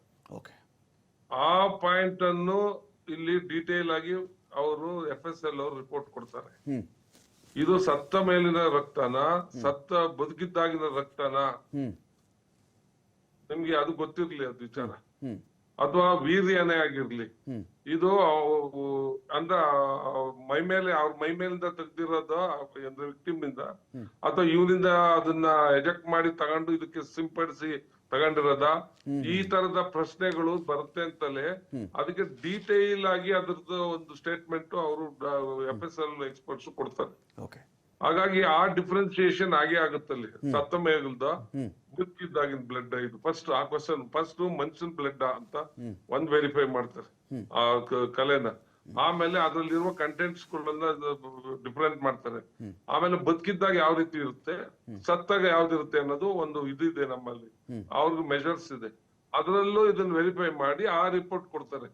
ಹಾಗಾಗಿ ಇವ್ರು ಸಿಂಪಡಿಸಿ ಮಾಡಿ ಮತ್ತೊಂದು ಮಾಡಿದಾರೆ ಅನ್ನೋ ಪ್ರಶ್ನೆಗೆ ಅದಕ್ಕೆ ಉತ್ತರ FSL ಎಕ್ಸ್ಪರ್ಟ್ಸ್ ಕೊಡ್ತಾರೆ. ಅದಕ್ಕೆ ಆ ವಿಚಾರ ಅದು ಅವ್ರ ಜವಾಬ್ದಾರಿ. ಅದು 50 ಏನ್ ಕಂಡಿರ್ತಾನೆ ಅವನಿಗೆ ಮಾಜರ್ ಮೂಲಕ ಸಾಕ್ಷಿದಾರರು ನಮ್ಮ ಮುಂದೆ ಮಾಡಿದ್ರು ಅಂತ ಏನ್ ಹೇಳಿಕೆಗಳು ಕೊಡ್ತಾರೆ ಅದು ಅಲ್ಲಿ ಸಪೋರ್ಟಿಂಗ್ ಎವಿಡೆನ್ಸ್ ಆಗಿ ಆ ಎಕ್ಸ್ಪರ್ಟ್ಸ್ ಕೊಟ್ಟ ಒಪಿನಿಯನ್ಗೆ ಸೂಕ್ತ ಅಂತ ಹೇಳಿ ಒಂದು ಅಭಿಪ್ರಾಯಕ್ಕೆ ಬರ್ತಾರೆ. ಅದು ಕೋರ್ಟ್ ತೀರ್ಮಾನ ಆಗುತ್ತದೆ. ಅಲ್ಲಿವರೆಗೂ ನಾವು ಏನೇನೋ ವಿಚಾರಗಳನ್ನ ಹೇಳ್ಬೋದು. ಇವತ್ತು ಆ ತರ ಪ್ರಶ್ನೆ ಇಲ್ಲ. ತುಂಬಾ ನಿಮ್ಗೆ ಫೋಟೋ ಏನ್ ಹೊಡೆದಿದ್ದಾರೆ ಇವತ್ತು, ಏನು ಇದು ಇರಾನಿಕ್ ಟೆಕ್ನಾಲಜಿಯಲ್ಲಿ ಆ ಸ್ಕಿನ್ನಿನ ಏನಿದೆ ಅದು ಈ ಕ್ಯಾಮ್ರಾದಲ್ಲಿ ಬಂದಿರೋದು ಟ್ಯಾಲಿ ಮಾಡುವಂತ ಟೆಕ್ನಾಲಜಿ ಬೆಳೆದಿದೆ. ಆ ಸ್ಕಿನ್ ಲೇಯರ್ ಆ ಇದೇ ಕ್ಯಾಮ್ರಾದಲ್ಲಿ ತೆಗೆದಿರೋದು ಅನ್ನೋದನ್ನ ಹೇಳುವಂತ ಒಂದು ಟೆಕ್ನಾಲಜಿನೂ ಟೆಕ್ನಾಲಜಿ ಇದೆ ಸರ್. ಅದು ಇವನ್ ಜಪಾನ್ ಕೂಡ ಯೂಸ್ ಮಾಡ್ತಾರೆ. ಟರ್ಕಿ ಆ ತರದ ಟೆಕ್ನಾಲಜಿನೂ ಮಾಡಿದ್ದಾರೆ. ಅದನ್ನು ಇಲ್ಲಿ ಬಳಸಿದ್ದಾರೆ. ಆ CCTV ಕ್ಯಾಚರ್ಸ್ ಗಳಲ್ಲಿ ಏನೇನಾಗಿದ್ದಾವೆ ಅದನ್ನು ಕಳಿಸಿ ಅದೆಲ್ಲ ಮಾಡಿದ್ದಾರೆ. ಸೊ ಅಷ್ಟು ಆಳವಾಗಿ ಇದರಲ್ಲಿ ಇನ್ವೆಸ್ಟಿಗೇಷನ್ ಆಗಿರೋದ್ರಿಂದ ಬಿಗ್ ಫ್ಯಾಟ್ ವಿಶೇಷ ಮತ್ತೆ ಮುಂದುವರಿಸ್ತಾ ಇದ್ದೀನಿ. ಒಂದು ವೇಳೆ ಪ್ರಾಸಿಕ್ಯೂಷನ್ ರೇಣುಕಾಸ್ವಾಮಿ ಕೊಲೆ ವಿಚಾರಕ್ಕೆ ಸಂಬಂಧಪಟ್ಟಂತೆ ದರ್ಶನ್ ಮತ್ತು ಸಹಚರರ ಏನು ಅವ್ರ ಮೇಲೆ ಆರೋಪ ಇದೆಯೋ ಅದನ್ನ ನಿರೂಪಿಸುವಲ್ಲಿ ಯಶಸ್ವಿ ಆಗ್ಬಿಟ್ರೆ ಒಂದು ಮರ್ಡರ್ ಕೇಸ್ಗೆ ಸಂಬಂಧಪಟ್ಟಂತೆ ಏನೇನು punishment Dilip ji? Sir, not less than 10 years ಅಂತ ಇದೆ, up to life imprisonment. Okay okay so death sentence ಕೂಡ ಕೊಡ್ಬೋದು, or life imprisonment. Okay so ಮರಣದಂಡನೆ ಇಲ್ಲ ಜೀವಾವಧಿ 10 ವರ್ಷಕ್ಕಿಂತ ಕಡಿಮೆ ಶಿಕ್ಷೆ ಇಲ್ಲ ಅಂದ್ರೆ not less than 10 years. Okay okay not less than 10, 10 ವರ್ಷಕ್ಕಿಂತ ಕೆಳಗಡೆ ಹೌದು. ಸೊ ಬಟ್ ಈ ಪೀರಿಯಡ್ ಏನು ಆಲ್ರೆಡಿ ಜೈಲಲ್ಲಿ ಇರ್ತಾರೆ ಅದನ್ನು ಕೂಡ ಕನ್ಸಿಡರ್ ಮಾಡಬಹುದು. ಓಕೆ. ಸೊ ಮತ್ತೆ ಬೇರೆ ಬೇರೆ ಏನೇನು ಅಪರಾಧಕ್ಕೆ ಶಿಕ್ಷೆ ಆಗಿರುತ್ತೆ, ಫಾರ್ ಎಕ್ಸಾಂಪಲ್ ಕಿಡ್ನಾಪಿಂಗ್ ಏನು ಶಿಕ್ಷೆ ಆಗಿರುತ್ತೆ, ಒಂದು 3 ವರ್ಷ ಇದೆ, ಅದು ಕನ್ಕರೆಂಟ್ ಫೈಂಡಿಂಗ್ ಅಂತ ಹೇಳ್ಬಿಟ್ಟು ಮಾಡ್ತಾರೆ. ಕನ್ಕರೆಂಟ್ ಫೈಂಡಿಂಗ್ ಅಂದ್ರೆ 2 ಒಟ್ಟಿಗೆ ನಡಿಬೇಕಂತ ಹೇಳ್ಬಿಟ್ಟು. ಸೊ ಹಾಗಾಗಿ ಸೊ ಮಿನಿಮಮ್ ಅಂದ್ರೆ ಸೆಂಟೆನ್ಸ್ ಅಂತಂದ್ರೆ ಈ ಮರಣದಂಡನೆ ಅಥವಾ ಜೀವಾವಧಿ ಅಥವಾ 10 ವರ್ಷಕ್ಕೆ ಶಿಕ್ಷೆ ಇರಪ್ಪ ಅನ್ನೋದು ಒಂದು ವಿಚಾರ ಆದರೆ 17 ಜನ ಇದ್ದಾರಲ್ಲ, 17 ಜನ ಕಾರಣಕರ್ತರು ಯಾರು? ಪವಿತ್ರ ಗೌಡ ಮೆಸೇಜ್ ಬಂದಿದ್ದು, ಅದನ್ನ ದರ್ಶನ್ ಕೆರಳಿಸಿದ್ದು, ಆನಂತರ ಕಿಡ್ನ್ಯಾಪ್ ಮಾಡಿದ್ದು, ಹಲ್ಲೆ ಮಾಡಿದ್ದು, ವಿನಯ್ ಹಿಂಗ್ ಮಾಡ್ದ, ಇನ್ಯಾರೋ ರಘು ಹಂಗ್ ಮಾಡ್ದ, ಇನ್ಯಾರೋ ಅನುಕುಮಾರ್ ಹಿಂಗ್ ಮಾಡ್ದ, ಇದರ ಆಧಾರದ ಮೇರೆಗೆ ಎಲ್ರಿಗೂ ಸಮಾನವಾಯಿತು ಶಿಕ್ಷೆ ಇಲ್ಲ. ಇವಾಗ ಇದು ತುಂಬ ನಾವು ಹೇಳೋದು ಪ್ರಿಮೆಚೂರ್ ಆಗುತ್ತೆ. ಈ ಟ್ರಯಲ್ ಅನ್ನೋದಿದೆಯಲ್ಲ ತುಂಬ ದೊಡ್ಡದು ಪ್ರೋಸೆಸ್, ತುಂಬ ದೊಡ್ಡದು. ನಾವು ಟ್ರಯಲ್ ಮುಗಿಯೋವರೆಗೂ ಪ್ರತಿಯೊಬ್ಬ ಅಪರಾಧಿ ನಿರಪರಾಧಿ ಅಂತಾನೆ ಭಾವಿಸ್ತೀವಿ. ಓಕೆ. ಸೊ ಅವರವರ ಪಾತ್ರಕ್ಕೆ ಒಬ್ಬ ಸಾಕ್ಷಿ ಬಂದು ಏನು ಸಾಕ್ಷಿ ಕೊಡ್ತಾನೆ, ಪ್ರತಿಯೊಂದು ಸಾಕ್ಷಿ 250 ಜನ ಸಾಕ್ಷಿಗಳಿದ್ರು ಕೂಡ ಪ್ರತಿಯೊಬ್ಬ ಆರೋಪಿತರ ಮೇಲೆ ಅವನ ಆರೋಪ ಸಾಬೀತು ಮಾಡಲಿಕ್ಕೆ ಏನೇನು ಸಾಕ್ಷಿ ಕೊಟ್ಟಿದ್ದಾರೆ ಅಂತ ಹೇಳ್ಬಿಟ್ಟು ಇಂಡಿಪೆಂಡೆಂಟ್ ಆಗಿ ಜಡ್ಜ್ಮೆಂಟ್ ಮಾಡ್ಬೇಕಾದ್ರೆ ಕನ್ಸಿಡರ್ ಮಾಡ್ತಾರೆ. ಸೊ ಆ ಆಧಾರದ ಮೇಲೆ ನಾವು ಶಿಕ್ಷೆನ ನಿರ್ಧಾರ ಮಾಡ್ಬೋದು. ಸುಮ್ಮನೆ ಇವಾಗೇನೋ ಓವರಾಲ್ ಆಗಿ ಹೌದಪ್ಪ ಸಿನ್ಸ್ ಮರ್ಡರ್ ಆಗಿರೋದ್ರಿಂದ not less than 10 up to life imprisonment or the death sentence ಅಂತ ಬಿಟ್ಟು ಹೇಳ್ಬೋದು. ಸೊ ಬಟ್ ಈಗ ಹೇಳೋದಿದೆಯಲ್ಲ ತುಂಬಾ ಅಂದ್ರೆ ತುಂಬಾ ಪ್ರಿಮೆಚೂರು. ಈ ಸಾಕ್ಷಿ ವಿಚಾರಣೆ ಅನ್ನೋದಿದೆಯಲ್ಲ ದೊಡ್ಡದು. ಯಾಕಂದ್ರೆ ಎಲ್ಲಾ ಸಾಕ್ಷಿಗಳನ್ನ ಹಿಡಿದಿಡ್ಕೊಂಡು ಕೋರ್ಟಿಗೆ ತಗೊಬಂದು ಅದನ್ನ 161 ಅಥವಾ 164 ಸ್ಟೇಟ್ಮೆಂಟ್ ಪ್ರಕಾರ ಅವ್ರ ಸಾಕ್ಷಿಗಳನ್ನ ಕೊಡ್ಸೋದಿದೆಯಲ್ಲ, ಅದು ತುಂಬಾ ದೊಡ್ಡ ಟಾಸ್ಕ್ ಪ್ರಾಸಿಕ್ಯೂಷನ್ಗೆ. ಲೋಕೇಶ್ವರ್ ಸರ್, ಎಷ್ಟೋ ಮರ್ಡರ್ಗಳಾಗ್ತವೆ. ಎಲ್ಲ ಮರ್ಡರ್ಗಳ ವಿಚಾರದಲ್ಲಿಯೂ ಅಂತಿಮವಾಗಿ ಜೀವಾವಧಿ ಶಿಕ್ಷೆನೇ ಆಗಿದೆಯಾ? ತೀರಾ ಇತ್ತೀಚೆಗೆ ನಿಮಗೆ ನೆನಪಿರುವಂತೆ ಮರ್ಡರ್ ಕೇಸ್ ಆಗಿತ್ತು, ಎಲ್ರಿಗೂ ಲೈಫ್ ಕಳಿಸಿದ್ರು, ಜೀವಾವಧಿ ಶಿಕ್ಷೆ ಆಯಿತು, ಮರಣದಂಡನೆ ಆಯಿತು. ಈ ಥರದ್ದು ಹೇಳ್ಬೋದಾ ಸರ್, ಮೆನ್ಷನ್ ಮಾಡ್ಬೋದಾ ತಾವು? ಇಲ್ಲ, ಈಗ ಲಾಯರ್ ಅವ್ರು ಹೇಳಿದ್ ಸರಿ ಇದೆ. ಈಗ ಏನು ಪ್ರಾವಿಷನ್ ಇದೆ ಅಂತ ಕೇಳಿದ್ರಿ, ಅದಕ್ಕೆ ಇದ್ದಿದ್ದು ಮಾಡ್ಬೋದು ಅಂತ ಹೇಳಿದ್ಬಿಟ್ಟು ಇದೇ ಕೊಡ್ಲೇಬೇಕು ಇವ್ರಿಗೆ, ಹಿಂಗೆ ಮಾಡ್ಬೇಕು ಅಂತ. ಅದು ಪ್ರಾಸಿಕ್ಯೂಷನ್ ನ್ಯಾಯಾಲಯದಲ್ಲಿ ನಮ್ಮ ಆರ್ಗ್ಯುಮೆಂಟ್ ಟೈಮಲ್ಲಿ ಅವ್ರು ಹೇಳ್ತಾರೆ, ನೀವು ಇವ್ರಿಗೆ ಇದೇ ಕೊಡಿ, ಹಿಂಗೆ ಮಾಡ್ಬೇಕು, ಇವ್ರು ಇದು ವಿಶೇಷ ಪ್ರಕರಣ ಅಂತ ಕನ್ಸಿಡರ್ ಮಾಡ್ಬೇಕು, ಅವನ್ನ ಸಾಮಾನ್ಯವಾಗಿ ಸಾಯಿಸಿಲ್ಲ, ಅವನ್ನ ಹಂತವಾಗಿ ಪೀಸ್ ತರ ಮಾಡ್ಬಿಟ್ಟಿದ್ದಾರೆ, ಒಂದ್ ಭಾಗ ಬಿಟ್ಟಿಲ್ಲ ಅಂದ್ರೆ ಇದು ತುಂಬಾ ಕ್ರೂರವಾಗಿ ಸಾಯಿಸಿದ್ದಾರೆ, ಇದನ್ನ ವಿಶೇಷ ಪ್ರಕರಣ ಅಂತ ತಗೊಂಡು ಇವ್ರಿಗೆ ಮರಣದಂಡನೆ ಕೊಡ್ಬೇಕು ಅನ್ನೋ ಆರ್ಗ್ಯುಮೆಂಟ್ ಅನ್ನು ಪ್ರಾಸಿಕ್ಯೂಷನ್ ಮಾಡಬಹುದು ಅಲ್ಲಿ. ಮತ್ತೆ ಇವಳಿಂದಾನೇ ಈಕೆ ಇಷ್ಟೆಲ್ಲ ಆಗಕ್ಕೆ ಕಾರಣ, ಇವಳು ಅದಕ್ಕೆ ಏನು ಪನಿಷ್ಮೆಂಟ್ಗೆ ಸೂಕ್ತ ವ್ಯಕ್ತಿ, ಇವಳಿಗೂ ಆತರ ಕೊಡ್ಬೇಕು A1ಗೆ ಅಂತ ಆಕೆನೂ ತಂದು ನಿಲ್ಲಿಸ್ಬೋದು. ಮತ್ತೆ ಹೊಡೆದವ್ರದ್ದೆಲ್ಲ ಪ್ರಶ್ನೆಗಳಲ್ಲಿ ಇವ್ರಿಗೆ ಮಿನಿಮಮ್ ಜೀವಾವಧಿ ಶಿಕ್ಷೆ ಕೊಡ್ಬೇಕು, ಇವ್ರಿಗೆ 10 ವರ್ಷ ಕೊಡ್ಬೇಕು ಅನ್ನೋ ಆರ್ಗ್ಯುಮೆಂಟ್ ಅನ್ನು ಪ್ರಾಸಿಕ್ಯೂಷನ್ ಮಾಡ್ಬೋದು. ಅದು ಕೋರ್ಟ್ ಮ್ಯಾಟರ್ ಅಲ್ಲೇ ವಿಚಾರ ಆಗುತ್ತೆ. Okay. ಆದ್ರೆ ಇವತ್ತರೆಗೂ ಕೋರ್ಟ್ ಅಲ್ಲಿ ವಿಶೇಷ ಪ್ರಕರಣಗಳಲ್ಲಿ ನೀವು ಕಸಬ್ 287 ಜನ ಮುಂಬೈಯಲ್ಲಿ ಸತ್ತರು ಅವರ ಒಂದು ಟೆರರಿಸ್ಟ್ ಆಕ್ಟಿವಿಟೀಸ್ ಅಲ್ಲಿ. ಅವನಿಗೆ ಗಲ್ ಶಿಕ್ಷೆ ಕೊಟ್ರುನುವೆ ಅದು ಫೈನಲ್ ಆಗಕ್ಕೆ 9 ವರ್ಷ ತಗಂತು. ತಮಗೆ ಗೊತ್ತಿರ್ಲಿ, ಕರೆಕ್ಟ್. 9 ವರ್ಷ ಅವನ್ ಅದಕ್ಕೆ ಅಪೀಲ್ಗಳು ಮತ್ತೊಂದು ಕೊನೆಗೆ ಪ್ರೆಸಿಡೆಂಟ್ ಪಾರ್ಡನಿಂಗ್ ಇದಕ್ಕೆಲ್ಲ ಹೋಗಿ ಬರೋಷ್ಟಕ್ಕೆ 9 ವರ್ಷ ಆಯ್ತು. ಅಷ್ಟಕ್ಕೆ ಸರ್ಕಾರದ ಖರ್ಚು ಎಷ್ಟಾಗಿತ್ತು ಗೊತ್ತಾ? 68 ಕೋಟಿ ಖರ್ಚಾಗಿತ್ತು ಅವ್ನ ಸೆಕ್ಯೂರಿಟಿಗೆ, 68 crores. ಈ ತರ ನಮ್ಮ ನ್ಯಾಯಾಲಯದ ಸಿಸ್ಟಮ್ ಅಲ್ಲಿ ಏನಿದೆ ಅಂದ್ರೆ ಎಷ್ಟು ಅವ್ರಿಗೆ ಬದುಕೋದಕ್ಕೆ ಮತ್ತೆ ರಿಫಾರ್ಮ್ ಆಗಕ್ಕೆ ಅವಕಾಶ ಕೊಡ್ಬೋದು ಅದನ್ನೆಲ್ಲ ಕೊಟ್ಟೇ ಕೊಡ್ಬೇಕು ಅನ್ನೋ ಒಂದು ವ್ಯವಸ್ಥೆನ ನಮ್ ಜುಡಿಷಿಯರಿ ಸಿಸ್ಟಮ್ ಅಲ್ಲಿ ಇದೆ. ಓಕೆ. ಹಾಗಾಗಿ ಈ ಶಿಕ್ಷೆನ ನಾವು ಈಗಲೇ ಫೈನಲ್ ಮಾಡುವಂತ ಪರಿಸ್ಥಿತಿ ತುಂಬಾ ಕಷ್ಟ. ಓಕೆ. ಅದು ಏನೇನ್ ಪ್ರಾವಿಷನ್ ಇದೆ ಅಂತ ನಾವೀಗ ಹೇಳಿದೀವಿ ಅಷ್ಟೇನೆ. ಅದು ಸರ್ಕಾರ, ಇದು ನ್ಯಾಯಾಲಯ ವಿಶೇಷ ಪ್ರಕರಣ, ಇದು ತುಂಬಾ ಕ್ರೂರತ್ವದ ಒಂದು ಸಾವಿನ ಅಂತ ತಗೊಂಡಾಗ ಸೀರಿಯಸ್ ಆಗುತ್ತೆ ಅನ್ನೋದಂತೂ guarantee. Fine. Thank you Lokeshwar sir, ಸಾಕಷ್ಟು ವಿಷಯಗಳ ಬಗ್ಗೆ ಮಾತಾಡಿದ್ರೆ. Thank you so much. Thank you Dilip Kumar IAS.